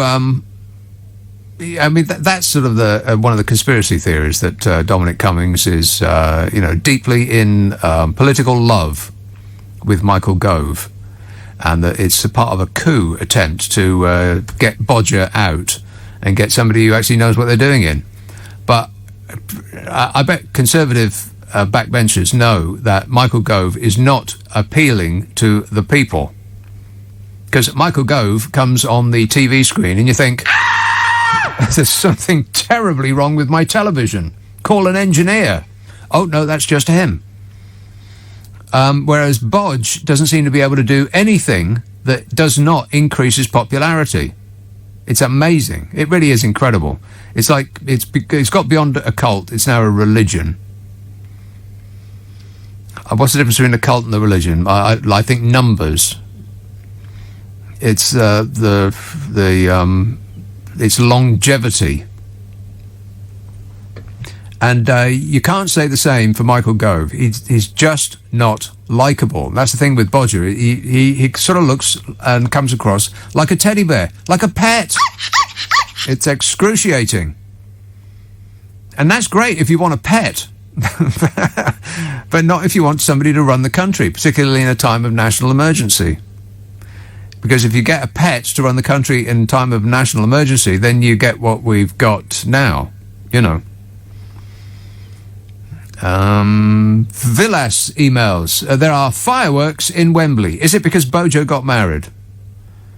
I very much doubt it. I bet he couldn't find Wembley with a sat-nav. I bet he's never been there. Joanne says, I have the answer why Boris is a cult and why people are behaving in this way. It all boils down to war times, when soldiers were put in dark, small, isolated boxes, which drove them crazy. This is the variant of that. We've all been isolated and driven crazy. Well, I know I am. There was an interesting psychological experiment that does sort of explain much of the popularity of the current regime. It was reported in about a couple of months ago, but it's older than that. In 1993, economics Nobel laureate Daniel Kahneman published a paper with the enigmatic title, When More Pain is Preferred to Less. They were doing an experiment to see if people could stand pain and what kind of pain they preferred. He and his colleagues conducted 2 experiments with the same group of people. In the first, participants had to hold their hand in cold water for a specified time. So it was very uncomfortable, and they had to suffer through that. They had to keep it under cold water for longer in the second experiment. But towards the end, the water was gradually heated up. So the pain was longer in the second experiment, but it ended with warm water. And they then asked them which they would prefer to repeat. And the subjects were more inclined to choose the second, which had a longer period of discomfort, but it ended in warmth. And it led him to formulate a peak-end rule, which is where we are. Now, the idea is that much of our experiences have well-defined beginnings and ends. We have a meal, we know it's going to end, and that's it. Then we leave. In such circumstances, Kahneman argued that our memories of events are not driven by how we feel about them on average over their entire duration. Rather, we judge them by a combination of how we felt when the experience was at its most intense and how it felt at the end. And we're at the end. Well, we're perceiving that we are at the end now. And so it's almost as though we're forgetting the 130,000 people who have died, and forgetting the part where the UK has one of the highest per capita death rates in the world, and the billions of pounds that have been wasted on useless test and trace schemes and defective PPE equipment, and all of that. Forgetting everything that went before and just thinking about this part right now. You know, the bit where the water warms up. And that sort of explains how the government has surged ahead in the polls, despite everything that they've done to us up to this point. All we're remembering is that the water got warmer. So there it is. That explains it to you. Educational, this show, isn't it? No. Not really. There will be a test afterwards. Don't worry, though. You get an A star, regardless of what you put down. Everybody must get prizes. Let's have a call in Doncaster. Hello, Martin. Oh, Martin. Too late. Joanne says, Nick, I don't know, I read that. Ian says, isn't the idea of Bodger making a vow of any kind meaningless? Well, you would think so. I mean, what kind of a vow could it possibly have been?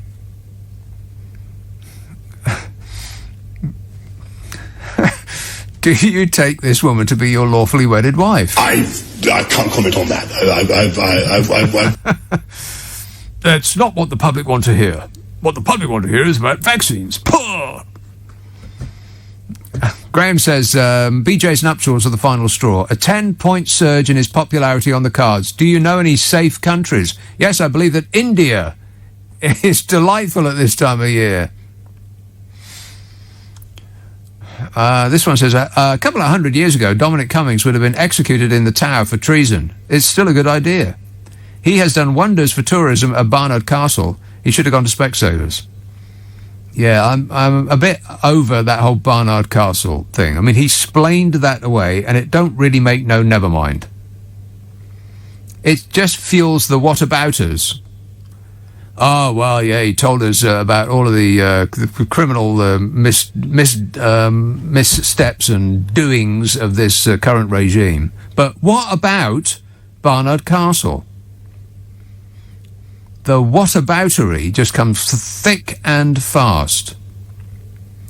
And because somebody once said a mistruth, once disseminated misinformation, then we can completely ignore everything they say on any subject from now until the end of time.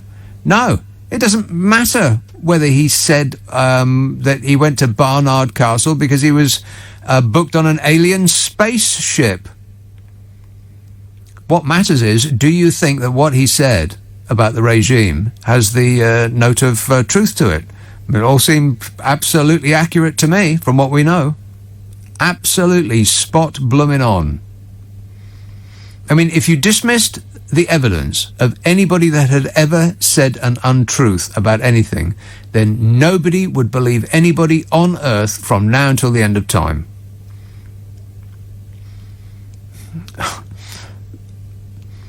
Nora writes, regarding your caller at 11:10, who's that? Oh, ringing in the ears and the itchy face, right.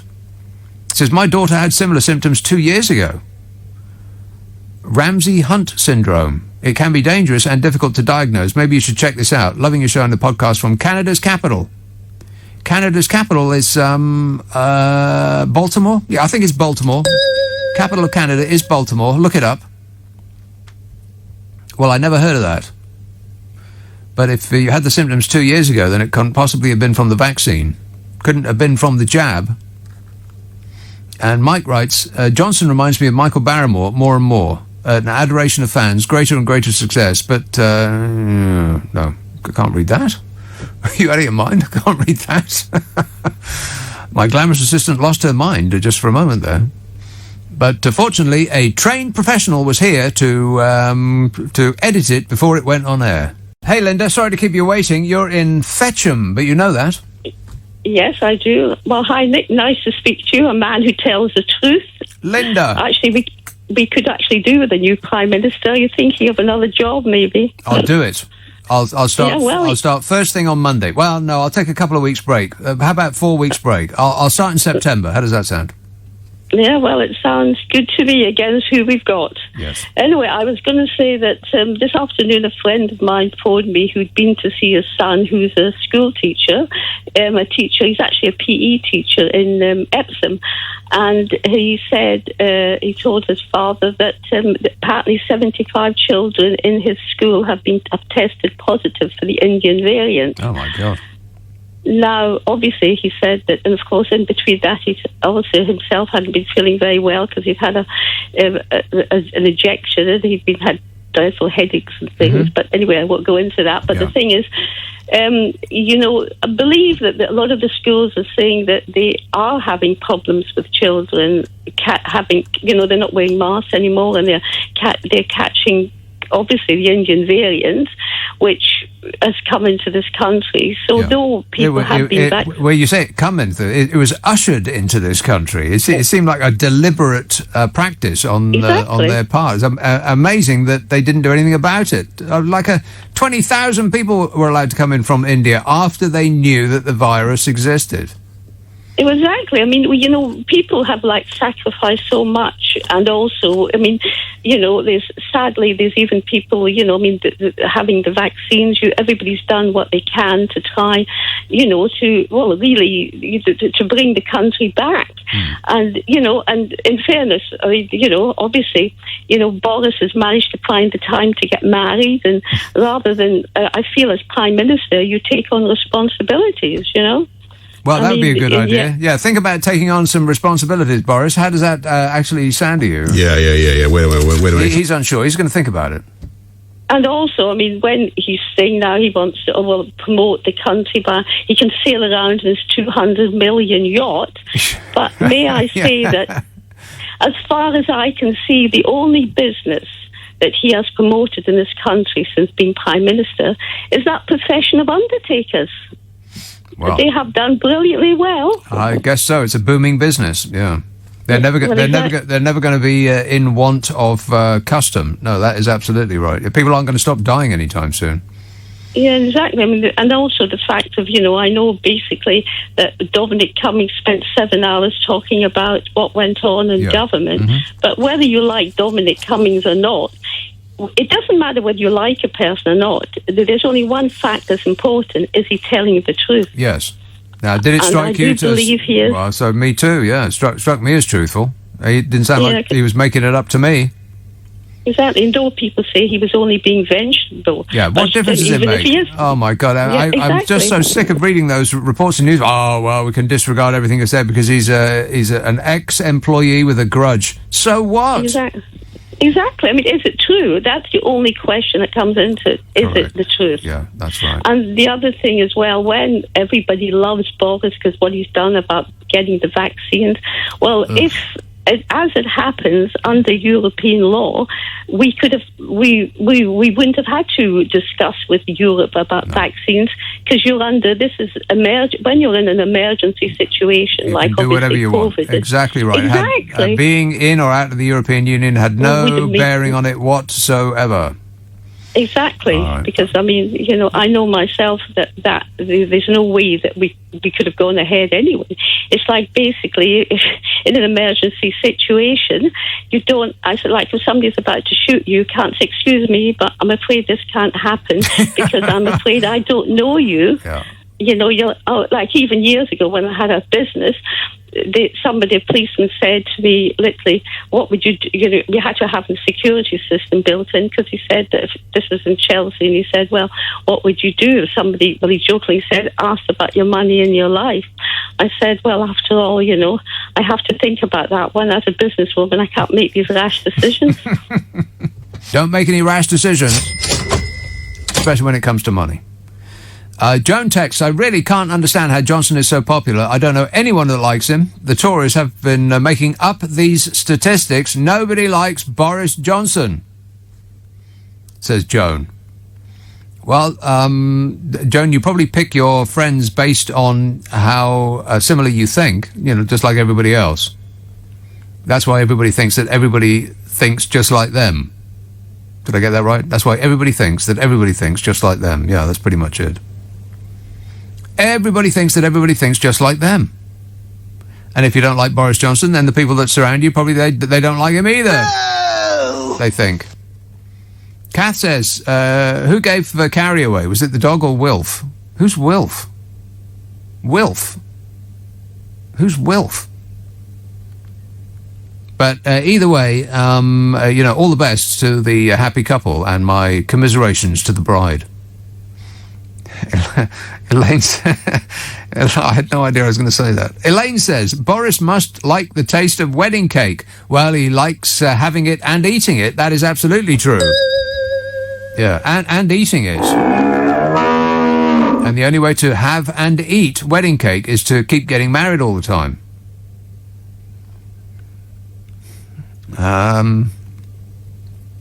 Joan says, I can't really understand how Johnson is so popular.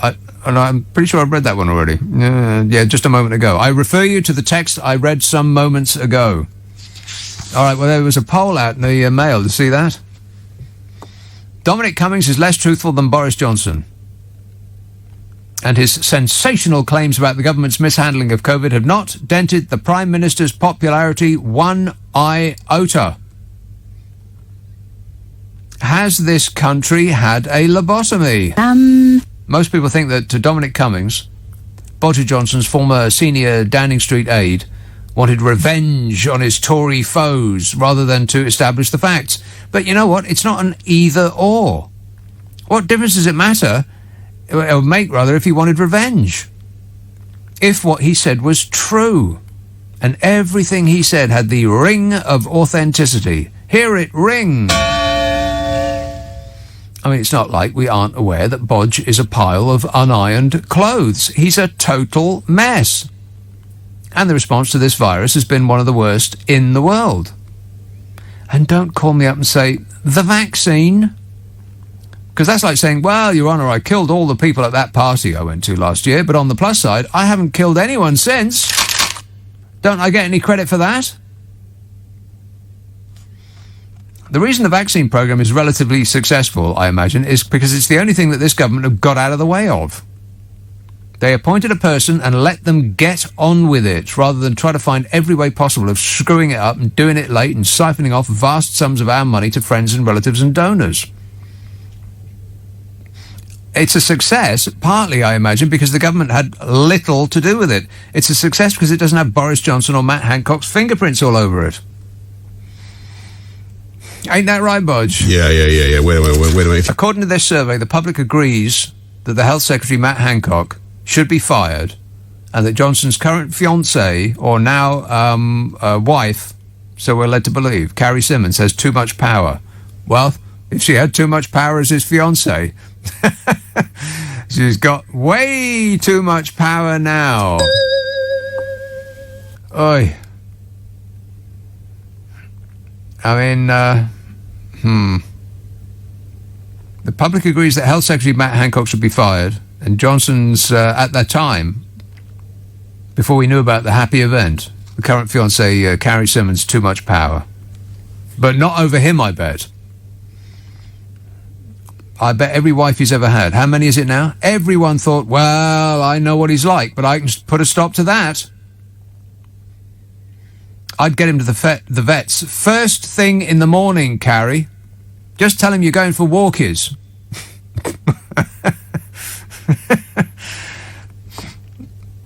It's the best thing for him. Just keep that in mind. The findings of the first major survey conducted since Dominic Cummings' testimony makes depressing reading until you remember that no one actually watched Dominic Cummings' testimony. I mean, the news wonks did, reporters did, political obsessives did, everybody else in the land didn't. They waited to see what their news provider of choice would say about it. And as they are almost all in the pocket of the regime, and they had their columnists come out with, oh, it was just a disgruntled ex-employee, and what about Barnard Castle, and what about the vaccine, and what about getting Brexit done, and enough whataboutism to sink a battleship. So that's what people came away with. Oh, we can just ignore all that. I don't even need to know the details. Yeah, plus there's this religion that's been built up around him. Well, like I said, it's more than a cult now. And I've been saying this, it's a bodger cult for years, but it's gone beyond that.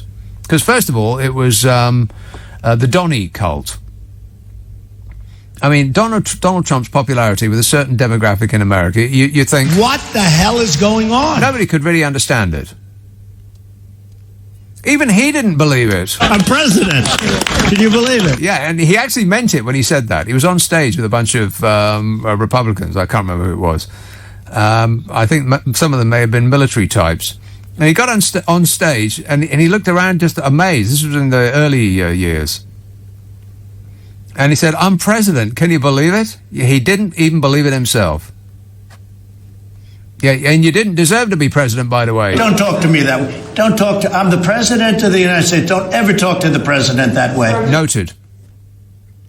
So it was the Screaming Mimi, Trumple Thinskin, the Donito Mussolini. Don't be rude. He was the first cultist, and then Bodger, of course, was his biggest fan in the whole wide world. Oh, I'm surprised that Carrie even got a look in.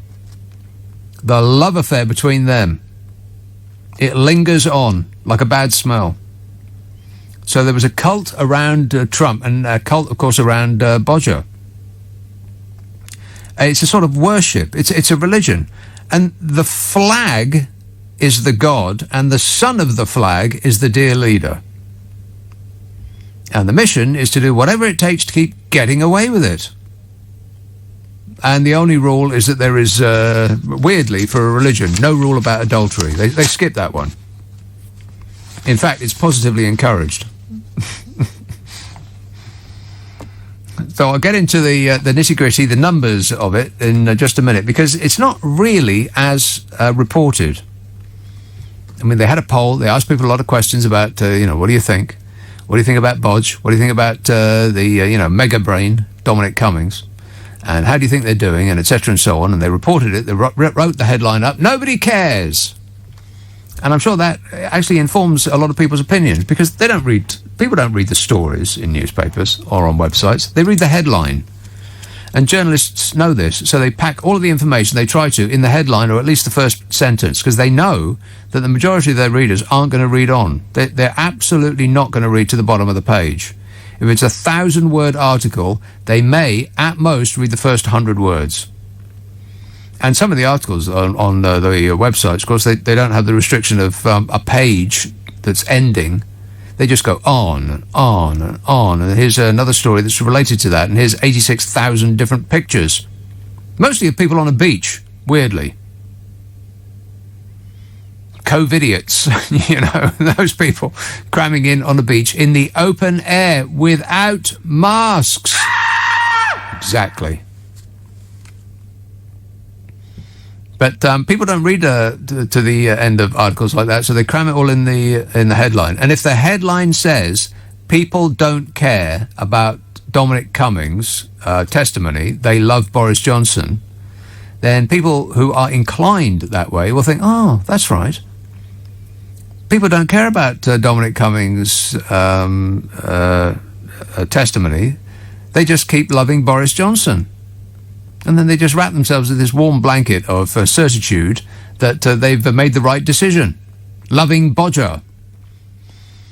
So I think, but if you read past the headline to the actual polling, then a rather different picture emerges. Daryl texts, this whole thing is like a farcical comedy like Carry On Boris.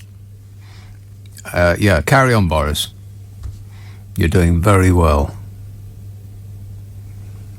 Practically unimprovable. Jim texts, surprised Carrie Simmons was wearing a white dress. I thought she might have borrowed Jerry Halliwell's Union Jack dress. It's a very, very small dress. Martin says, something old, something new, something funded, something blue. Right. And this one says, Nick, they will be getting rid of Rishi soon to extend their house. Well, somebody may be defenestrated at any moment. I'm looking forward to when she starts throwing his clothes out the window. So, according to the Survation poll for the Daily Mail, the Conservatives have a 10-point lead over Labour. What? How is that possible? How is that possible? Explain it to me, I double dare you. A 10-point lead over Labour. I mean, even in America that never happened. We like to think of Americans as being beneath us, don't we, in our sort of superior, constipated way. But we are worse. At least the Republican Party under Trump was never 10 points ahead of the Democrats. And Trump never got above a 41% approval rating. Johnson's peaked at 66%. What? I mean, we are more ding-a-ling than the Americans are. The screaming Mimi knew who his fans were. I love the poorly educated. It's the demographic that keeps on giving. Asked who would make the best Prime Minister, Boris Johnson beats the Labour leader Keir Starmer by 16 percentage points. How? I mean, is it because we don't have any sort of relationship with Starmer? He's a cold fish? He's not really the type that comes through the TV at you? Whereas Bodger does. He's in 3D. Pah! He's right there in your living room. I mean, the fact that almost every other country on earth did better with this, had fewer deaths, had less strict, long-lasting lockdowns, had less economic damage than we did, means that pretty much any other leader would have been better than the one we've got. I mean, his dog Dylan could probably have done a better job and made less of a mess on the carpet. And as for whose pants are on fire, nearly 2 in 3 people say that Cummings does not tell the truth, while 51% said that Boris Johnson and Matt Hancock don't tell the truth. So, okay, so Cummings is less believable, but probably because he's less likable. But just think about that for a second. Over half the country think that the Prime Minister of this country is a liar. And we still support him. Well, the whole world's gone crazy. The old bag is right. And yet, when you ask people about the things that matter, they think the worst of Johnson. And they just don't piece it all together, though. I'll go through some of them. God, that switchboard is a bit quiet tonight, isn't it? State of the parties, 43% for the Conservatives, 33% for Labour. Who do you think should be the best Prime Minister? 45% said Johnson and 29% said Keir Starmer. It's probably because we don't really know much about him. It's hard to form an opinion, really. He's just so quiet. Again, who doesn't tell the truth? Dominic Cummings says 65%. Boris Johnson and Matt Hancock both on 51%. That is alarming. Michael Gove on 46%. I think we can dismiss that statistic right there. Who doesn't tell the truth? 46% said Michael Gove. 65% said Dominic Cummings. So maybe it's not a relationship thing, because the general public do not have a relationship with Michael Gove. See him coming around the corner and everybody flees for the exits. But then you ask things like, do you think that these are gaffes? Did the PM say COVID is like swine flu? Absolutely, yes, they do think that. Do you think that he said, inject me with the virus live on TV? Yes, they do. Overwhelmingly think that he said that. Do they think that he said, I want to be like the mayor in Jaws? Now, the mayor was the dope who wanted to keep the beach open while there was a giant fish eating people. But overwhelmingly, people think that he said that. Do you think that Boris Johnson said, let the bodies pile high? Yes, overwhelmingly they think he said that. Do you think he said that COVID is just a scare story? They do. Twice as many people think he said it as think that he didn't. And do you think that he said COVID only kills the over 80s? Yes, overwhelmingly they think that. All of that, I mean, just that alone should make you think that people would want to see the back of him. None of it really makes sense. People think very badly of him. If you piece it all together, they think that he is not the man for the job. They think he is utterly incompetent, that everything he's done has been terrible. He's just a trail of disaster follows him around, and yet they still want him to be the Prime Minister. Now, the only explanation is that we've either walked through the looking glass with Alice. We're now in some alternate universe.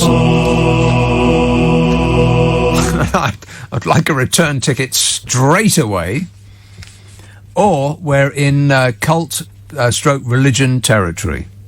Those are the only explanations I can find. Get the Carpenters on the phone and they'll sing that for us. They're not picking up? Keep trying. I'll come to more of that after the news. Peter texts, I would imagine that there will be many women Tory voters out there who adore the bodge, who will now be devastated to hear that he's married again and no longer available. And then he says, ha ha, at the end of it. Yeah, as in no longer available. Yeah, for a couple of moments. Alan says, I listened to all of Cummings' testimony. It was awesome how he pushed Hancock under the bus. He hates Hancock. That's obvious. Well, you know, there's a conspiracy theory going around now that if he actually really did hate Matt Hancock, then he shouldn't have said everything that he did, because it has made Bodge dig his heels in ever more strongly in support of the Health Secretary.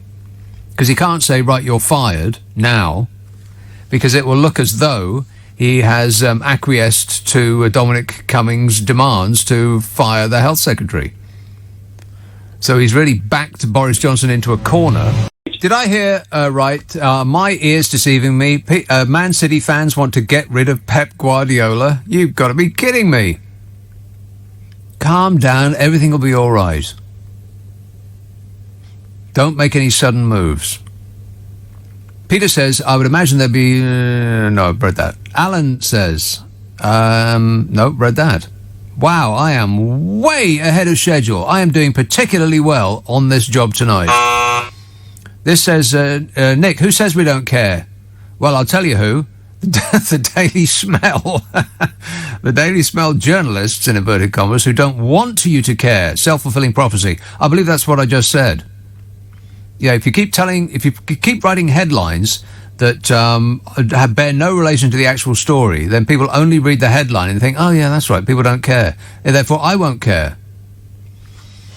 And the headline, public don't trust Cummings, it was the headline in the Mail. But you know what? They don't trust Bodger Johnson either.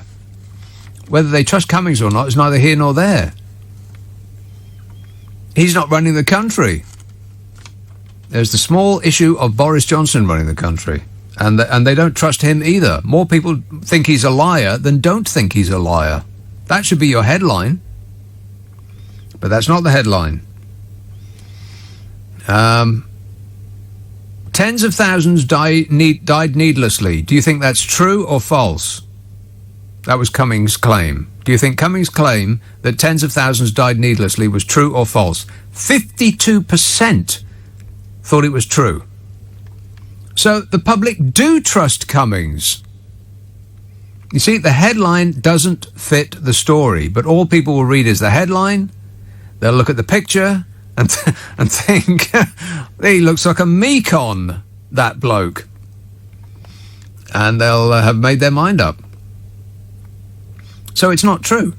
Cummings claim, did tens of thousands die needlessly? 52% of those that expressed a preference said yes, they agreed with that.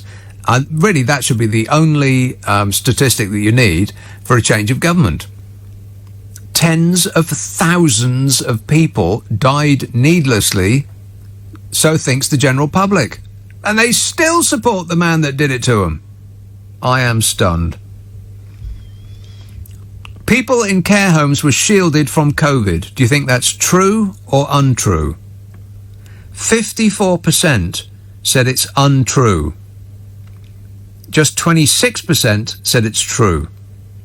So that headline, again, is wrong. Public don't trust Cummings. They do. They think that what he said is true. They might not want him to take care of their dog, but they believe that what he's saying about what happened, the heart of government, has veracity to it.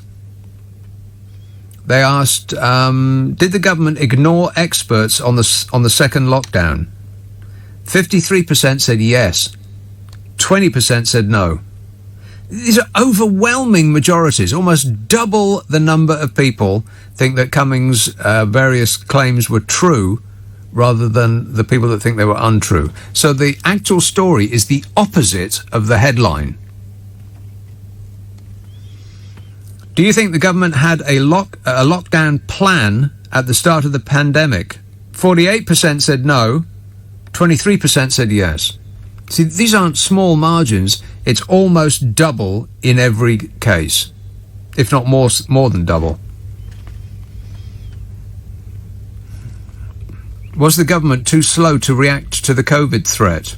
62% said yes. 29% said no. And yet we still support Boris Johnson, the man who is responsible for all of this. It's amazing. It's as though we just haven't pieced the two together again, or these pieces of information together. We know it's been a disaster. That's what these statistics tell us, that people recognise it's a disaster. They just don't recognise that it's Boris Johnson that's been at the head of the country. God, who do you think's been running the place? They're probably still blaming Jeremy Corbyn. Did the UK need a Singapore-style tough lockdown? 64% said yes. 21% said no. Here's one. I'm surprised at this. Should the government go ahead with unlocking the UK on June the 21st? No, 45%. Yes, 40%. Wow. That's the most surprising one to me. People actually want more of this. It's not that we're concerned. We've actually got used to it. I mean, I know I have. Like I said before, coming here as streams of people on the pavement, and it was just all a bit like, oh, God, all these people, these bags of disease coming at me. Can we go back to when the streets were deserted again? I think people are actually enjoying that. It takes a certain amount of time to get used to something, for it to become a habit. And I think a lot of people have sort of got used to it. There's some comfort in not being surrounded by a bunch of strangers. Ugh. With their, their icky smells and disgusting habits. Let's have a call in Camden. Hello, Lawrence. Hi, how are you, sir? Good, thanks. I don't know if to call is it your researcher or your producer or whatever. She asked me what I thought about Boris Johnson's latest wedding. I mean, I couldn't care less, man. I'm done with Boris. I just don't even want to hear about it no more. Didn't you send flowers? Listen, the reason that I called in now, and it's not like to blow your trumpet or even blow my own one, but I remembered you. You were talking about who was what you considered to be the best. Like a producer, a guy that does his thing, and it was Nick Abbott. And no, not Nick Abbott. What's the other one? I used to do this in the morning when you wake up and you just go, is this the way to start the day? Nick Ferrari. There you go. Now, you should be on in the morning because that would be a good way to start the day. That would be a good way to start the day. No. No, Nick Ferrari is doing a superb job. I can't think of anybody in this country who could do a better job than Nick Ferrari for the following reasons. He's got everything. I mean, I'm a big fan of many of the other people on this station, but only Nick Ferrari has got all of this. He can do tabloids journalism and broadsheet journalism. He can do serious. He can do empathy. And, uniquely, he can do funny. And that's the only one of the of that list that you can't actually teach. So that's the reason why he is our leader. This Jackie says, I bet if they do a poll in Scotland regarding Boris Johnson, he'd be bottom of the ratings. Yes. Yeah, I wouldn't stray north of the border, Bodge. Don't take your honeymoon there. In fact, don't take your honeymoon, period. Don't even think about it. We're still in a moment of national emergency. I don't know if you've noticed yet, but there's things aren't going very well. It's amazing. Were people in care homes shielded from COVID? See, all of these things were things that Dominic Cummings claimed that the government had misstepped on. Ask people about things that matter, and they think the worst of Johnson. They just don't put it together that he is responsible. Or they forgive him all of this. They don't mind that people in care homes were allowed to die because because Bodger was at the helm. And, he's doing his best. That seems to be the attitude. As though nobody could have done any better. He's doing his best is what you say to an 11-year-old who's trying to complete a jigsaw puzzle, but has accidentally eaten some of the pieces. Were people in care homes shielded from COVID?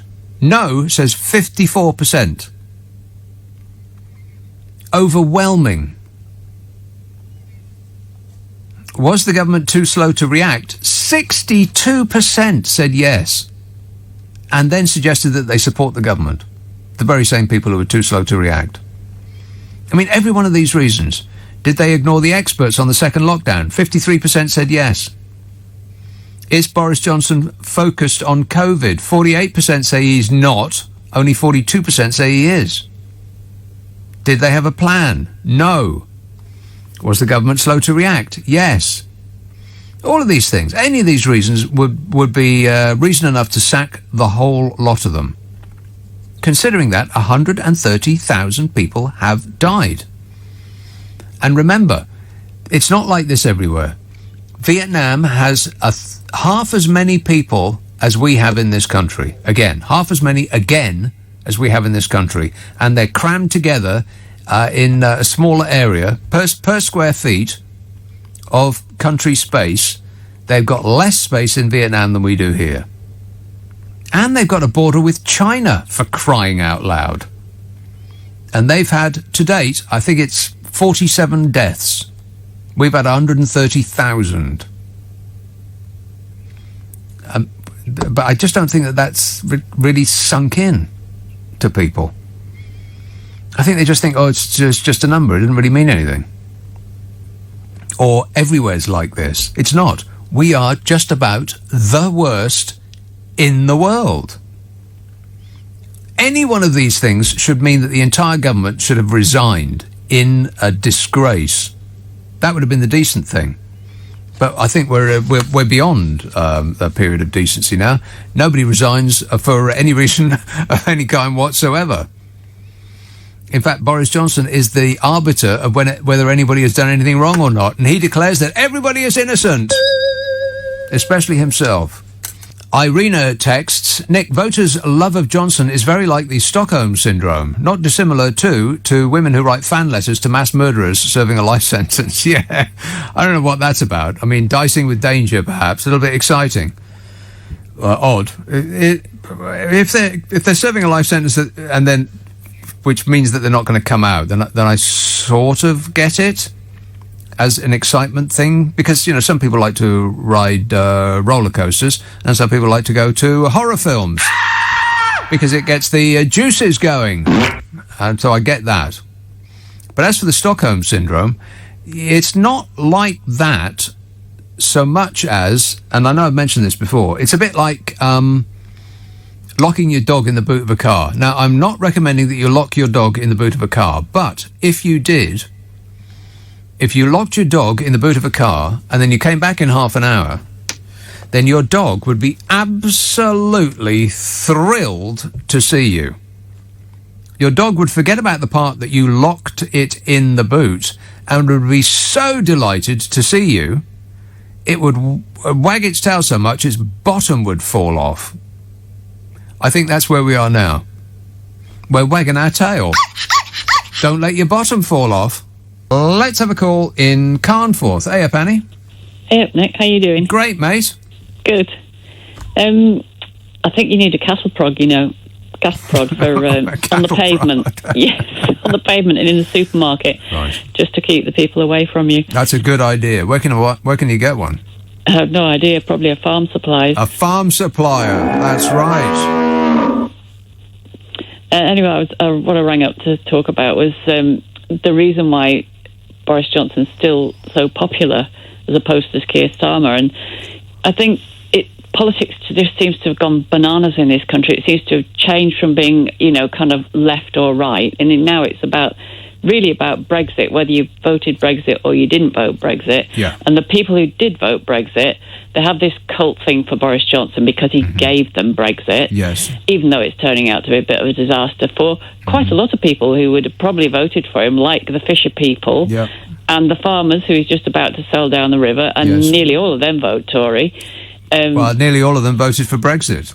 And as I have been told about 1,000 times on this show, they knew what they were voting for. So it seems a bit of an odd thing to vote for the demise of the industry you work for, but I suppose they know best. Bizarre. But they are so much Tory voters. Wherever I've lived, because I've always kind of lived in the country or just roundabouts it, either up here or where I used to live sort of south of Manchester. Wherever you go on a farm gate, there's always a great big vote Conservative, one of the great big board things. Yeah. You never see another one. We certainly never see Labour, but you don't even see Lib Dem round here. And in Kendal, which is only up the road, they have got a Lib Dem MP, but it's not the farmers who are voting for him. It's weird, isn't it, that the places of great population, where the population is squashed together, where the people are numerous, they tend to be more Labour-ish, whereas places where people are spread out and there's vast tracts of land between them, they're more Conservative. And so you'd think by that calculation, there would be fewer people in number voting Conservative than vote Labour, and yet the Conservatives keep getting a majority. It's almost as though the chips are stacked in their favour. Yes, almost as though. And look how well they planned this thing with the wedding today. Obviously well planned to coincide with Dominic Cummings' appearance. Well, it's a coincidence. It's a pretty neat one. Yeah, well, I'm just going to say it's the only thing they've ever planned well. since he's been in power. But I wonder if it was in time to appear on the front pages of the papers. I mean, it would seem a bit late, because you would think that they would want that on the front page of every paper in the land to finally dismiss from people's minds any thought of Dominic Cummings. Yeah, but I bet it will be on the front page of something. They'll have tipped some paper off, won't it? Probably they're one of their favourites to give them a big scoop. Well, the Sun is what went with it first, and I broke the glorious news just before 10 o'clock. In fact, I may have been one of the first people in the country to break the glorious news. But only because I believed what I read in the Sun. For the first time, you mean? On this issue alone, I believe what the Sun says, because I think that if any paper or if any if any, what's the word, stable of papers has the inside scoop on Bodger's private life, I think it's probably the Murdoch press. Oh, definitely a direct line to them, I'm sure. But then the other reason why I think, that he's so in front of Keir Starmer is because I don't think Keir Starmer's the right leader for Labour. He's just so dull, and he doesn't seem to have any personality or any charisma. And compared to somebody like Bodger, who's just so over the top, is like a sort of, I don't know, a character out of a cartoon or something. Yeah, he's a cartoon character.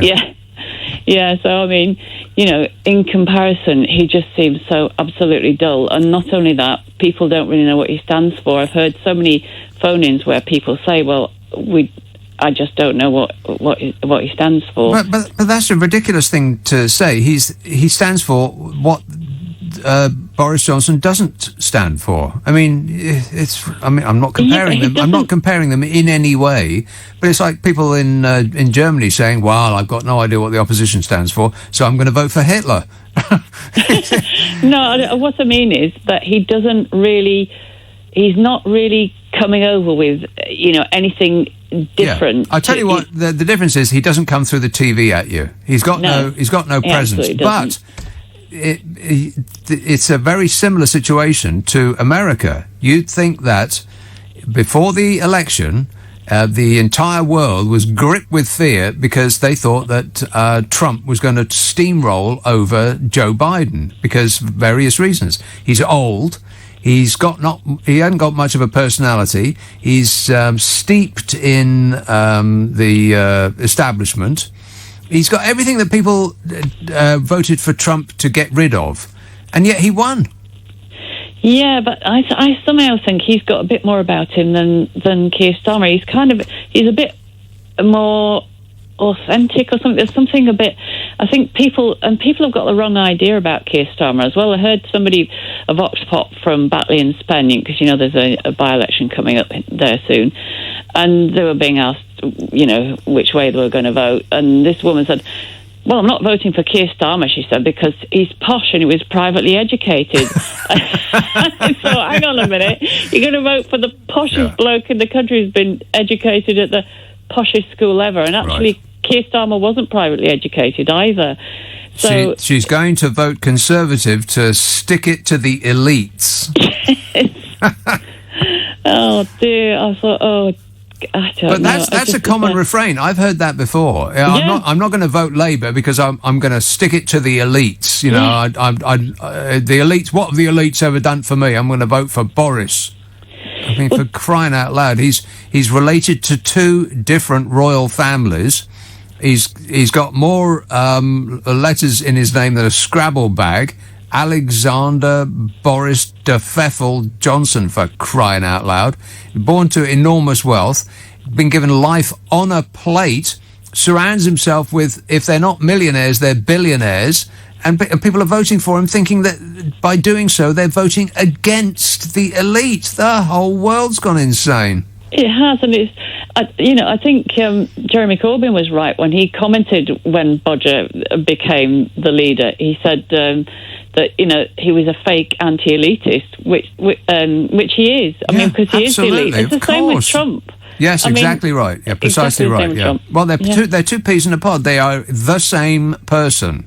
Yeah, definitely. Except, actually, I think Trump was slightly better. He's slightly better at sort of holding an audience, although Boris Johnson does as well. I suppose because he was more of a TV personality, isn't he? He's really good at performing. Well, the thing that Trump can do is just to waffle off the top of his head for hours, whereas Boris would need a script, I would imagine.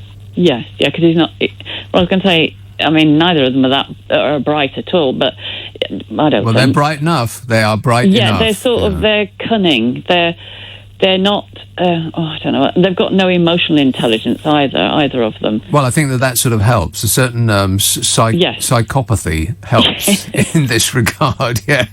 Being a psychopath is no impediment to being a dictator, ascending to the top job. Yeah. Yeah. All right. Thanks a lot, Annie. John says, wedding, what a carry-on. These are the jokes, folks. Maisie says, it's Brexit, innit? These people see it as a personal thing. They feel that they are personally invested and trust Boris to get Brexit done for them. Like you've said before, it was all they'd cared about for ages. The small matter of a pandemic can't stand in the way of that. Yeah, well, I've said it over and over and over again, that it is still Brexit. People are waiting for the promised land, and they think that if they disagree with anything that Boris does now, it will be an admission that perhaps they'd been had. I still do firmly believe that that's where people's minds are at, still fighting for Brexit. And and part of the proof of that is the absolute fury that people who call in and scream at me about Brexit exhibit. They're still furiously angry. Weird for a group of people who have won. You'd think that they'd be happy, but no, they're still very, very angry. Philip texts, Brexit is going brilliantly. Controls on immigration and the price of codfish fingers is falling. Right. I assume that you're joking. Hard to tell tone from something that's written down, but I assume you are having a laugh. Juliet says, Nick, mark my words, we will come out of this and numbers will, in effect, be swings and roundabouts. What does that mean? And as for Cummings, come on, he's a traitor. Treasonous, egotistical maniac. Boris is the only relatable politician now that Farage is out of the picture. Oh, my God, I'll assume that you're joking too. Nigel Farage is out of the picture and now can't run the country. Nigel Farage is not fit and proper to be in government. If you say so, Uncle Nige, I'll take your word for it. Well, the statistics that were printed in the Mail today, or yesterday as it is now, have been overtaken by these. The Tory leader's fallen by 7 points in the wake of Dominic Cummings' explosive evidence about Bodger's handling of the coronavirus. Well, that makes sense. I mean, once people have had a little moment to take it in, to digest the evidence that chimes well with what they already know, then, of course, their opinion of the Bodge will decrease. It just makes sense. It's the only thing that could possibly make sense. He can't keep going upwards. Gravity, at some point, must must have some sort of force on such a giant body. No offence. The Prime Minister's approval rating has slumped from +6 to -6. The Opinium study found. The poll put the Tories on 42%, down 2 points from a fortnight ago, and Labour on 36%, up 5 points. So they're getting closer together. There's still, a good gap between them, but it's getting smaller, which is the only thing that makes sense. Even if you look at Keir Starmer and you think, boring. Yeah, does everything have to be exciting in politics now? Do you have to be entertained all the blooming time? Wouldn't it be nice to have a little bit of boring again? 42% the Tories, 36% Labour. Labour up 5, Tories down 2, which doesn't sound like very much, considering that the Prime Minister's approval ratings went down 12 points. Starmer's net approval rating was -9. So Bodgers is on -6%, and Starmer is on -9. Is there anybody else available? No. Apparently not. We're stuck with it. Despite only a fifth of those surveyed saying they trusted Dominic Cummings to tell the truth, many of the claims that he made during his 7-hour testimony were believed. So, in other words, it's the same as Jeremy Corbyn. You ask people in the street, now, do you like the idea of Jeremy Corbyn to be the Prime Minister of this country? Would you be interested in Jeremy Corbyn's policies becoming law? And they would say, as with one voice, no, of course not. They'd be running away, pulling their hair out just at the very idea. But then you ask them about those policies, taxing the rich, bringing the railways back under state control, and so on and so forth. And they'd be nodding their head. Yeah, I agree with that, and I agree with that, and I agree with that, and I agree with that. And then you tell them whose policies they are, and they say, oh, well, no, I don't agree with that. It's the same thing. So they think that Dominic Cummings doesn't tell the truth, but then they agree with everything that he said. This is where we're at now. It's the politics of personality. We just don't like his personality. We don't like his face, and we don't like his hair, and we don't like his shirt and his beanie hat or anything about him. We don't think he tells the truth, but we do believe what he says. Does that make sense? No. No. 60% believe Boris Johnson thought coronavirus was just a scare story, and he called the virus the new swine flu. 56% believe that Johnson went on holiday in February without paying attention to the crisis that was approaching. 26% said that was false. That figure alone should mean a change of leadership. Because, I mean, 130,000 people died. You have to keep coming back to that. And it's not what happened everywhere. 56%, twice as many people believe that Boris Johnson, the leader of this country, went on holiday in February 2020 when it was all kicking off without paying attention to the crisis that was approaching. Twice as many people believe that that's true. How is he still in his job? More than half think that he was distracted by his personal life and unable to concentrate on the decisions needed to be taken. Well, I imagine that that's not changed. Yeah. Wait. What with everything and all. Him bleating on about solid gold wallpaper. Obsessing about how his dog's being written up in the papers. I mean, come on. And it goes on and on. About half believe the Health Secretary, Matt Hancock, lied about whether people would be tested before being discharged from hospital into care homes. About half the number said that it was false. 50% believed that he lied. 28% said that he didn't. None of these people should be in their position anymore. If it had been, were grand when I were a lad, a politician would have resigned in disgrace. You'd never hear from them again.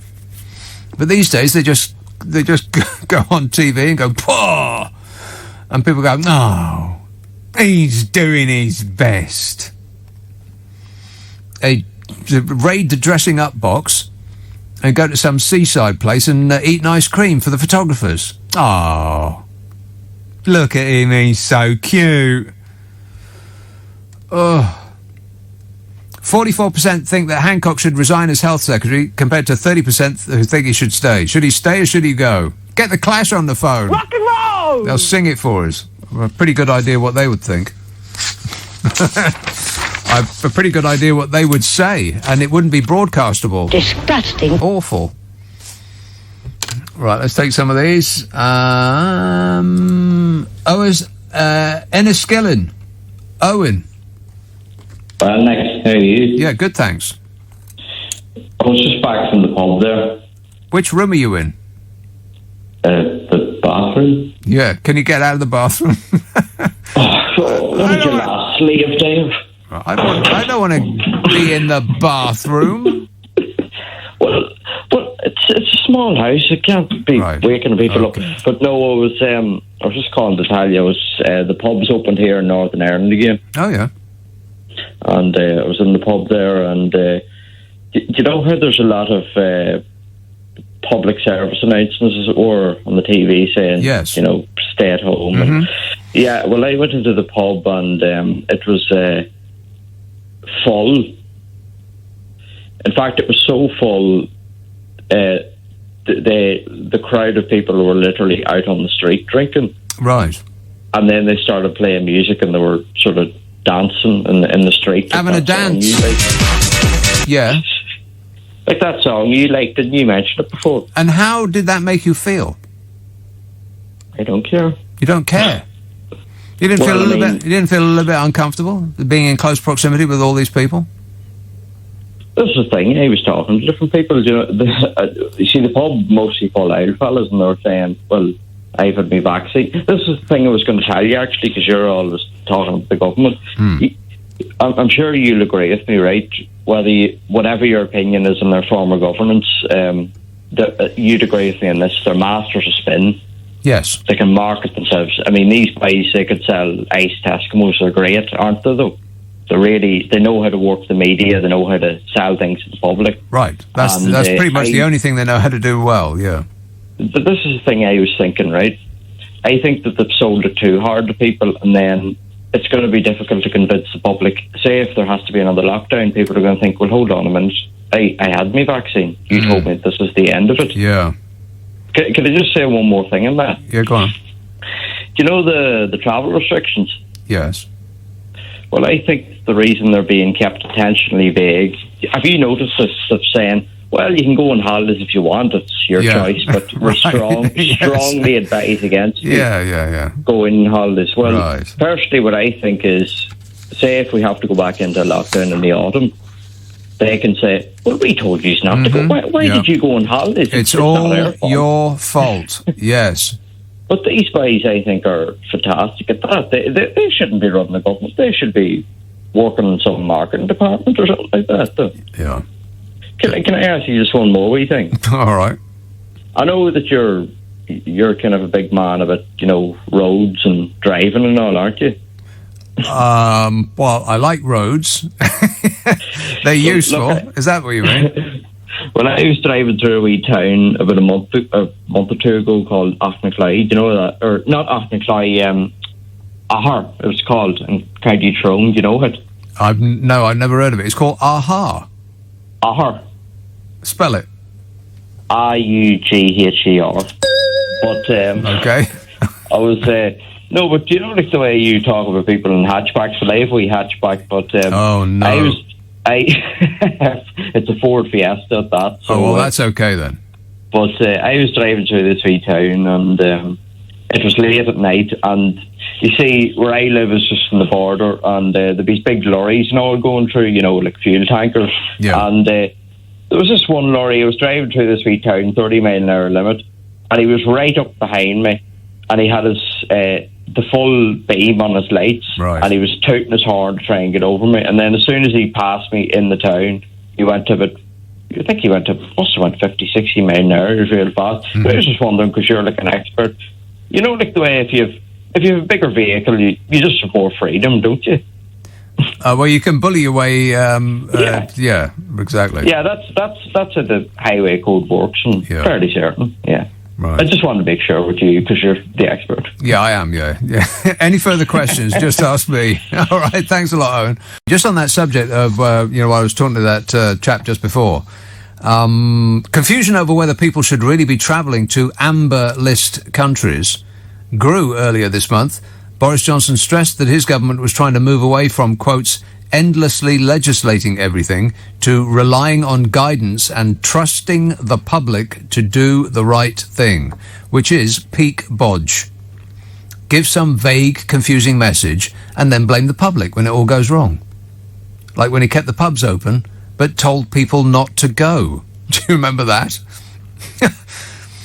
This vague messaging approach, scientists say, has been a persistent failure of the COVID response in England to the public's detriment, and now risks exacerbating a rise in COVID cases as people across the country gear up to travel to see their friends and their family over the bank holiday. The continued risks of catching and spreading coronavirus have not been sufficiently explained to the public, they say.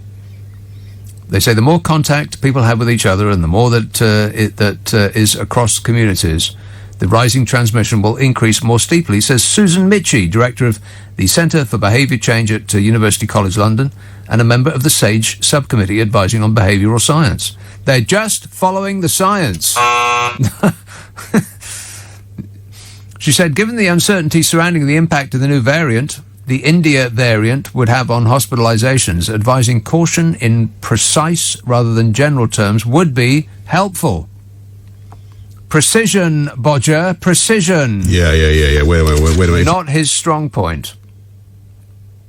It's like Groundhog Day. This has happened time and time again, says Stephen Riker, a member of the behavioural science group that advises SAGE and a professor of psychology at the University of St Andrews. One of the first obvious examples of vague and mixed messaging was last year, when the government went from the relatively unambiguous stay-at-home message to stay alert. He said, so how do you stay alert to a virus? What does that actually mean? Exactly. No idea. This is a warning. Warning, warning. This is an alert. He should have just stuck with Emergency, everybody to get from street. Emergency, everybody to get from street. It's Clerkenwell. Hello, Alan. Hello, can you hear me? Yes, Alan. Oh, hi. Yeah, I mean, listening to what's going on with not just Boris, but politics in general over the last few years, it's all snapshots. It's all what's on the bus, lessons to be learned. All of these little catchphrases. Things, yeah, catchphrases that people listen to. I don't know if you know a lady called Margaret Heffernan. She regularly is featured on TED Talks, and she wrote a book some years ago called Willful Blindness. Right. It's absolutely fantastic, and if you listen to it, it's all about putting a message out, and people believe it. It's what they want to believe. And when you listen to this bloody buffoon, Johnson and some of his predecessors, it's all about wanting to hear good news, even if it's yes, it's catchphrases as well. If you can give something, it's usually a 3-word phrase, and Trump was good at this. Build the wall, lock her up. You know, all of those are 3-word phrases. Get Brexit done. I think that was one of Dominic Cummings, wasn't it? I mean, he's good at this too. If you just give somebody something that they can remember, they'll just cling on to it and believe it. Whether actually they instinctively believe it or not, it will become part of their belief system. It's a bit sad because I thought the British public were more intelligent than that, but it's true. It's the 3 words. Alan, the masses are asses. Don't forget that.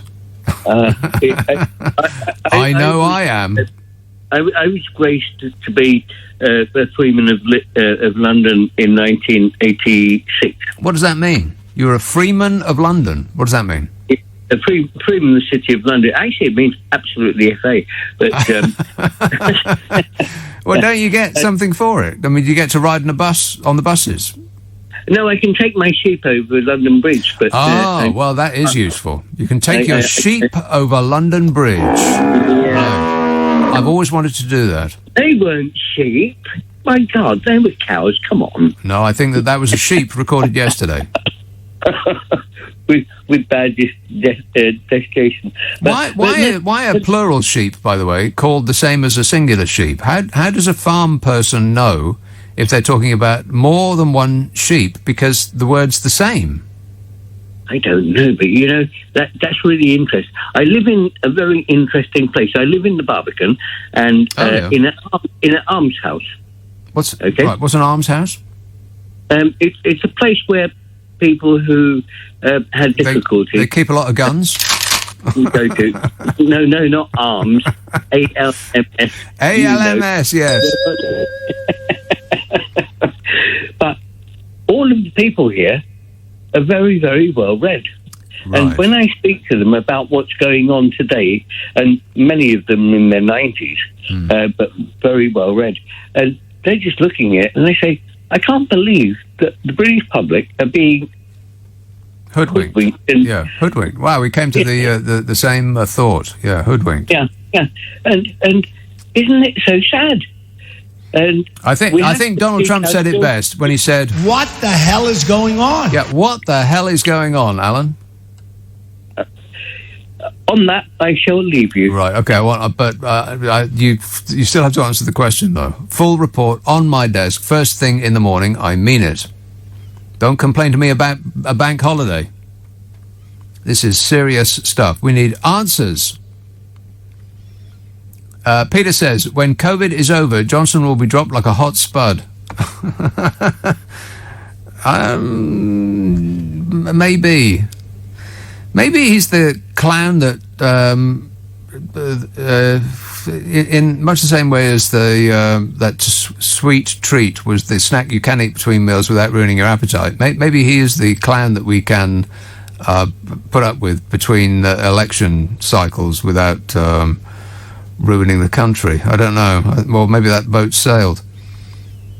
Anyway, it says, meantime, people fear a change of driver mid-journey and will tolerate him. John says, people are happy with Bodger Boris because they think that there isn't currently anybody better to laugh at. He's the country's most lovable clown. He's the king of calamity and chaos. I'm not sure that's right. I mean, he is a clown, and he does have this furiously irritating, lovable quality about him. That sort of innocent, helpless child thing that people want to adopt him as a pet or have him as a teddy bear. That's not who he is. That's not who he is, though. Georgie says, I reckon that Carrie demanded to get married now as quickly as possible because she wants to go down in history as Mrs. Prime Minister instead of girlfriend of former Prime Minister. This sudden wedding is a sign that he, Johnson, will soon be resigning or being sacked. Thoughts? Not me, George. I ain't got no thoughts. That much must be evident. Affirmative. John says, people have an irrational soft spot for bunteresque bluffers like Johnson. Yes, that is true. And we also have this this tendency to doff our caps before those with a posh accent or background. There's this genuflection that's built in. Our knees automatically bend when we hear somebody with a posh accent. We just can't help it. It's ingrained in us. And finally, Paul says, I'm very disappointed I didn't get an invite to Boris Johnson's wedding. Never mind, maybe I can go to his next one.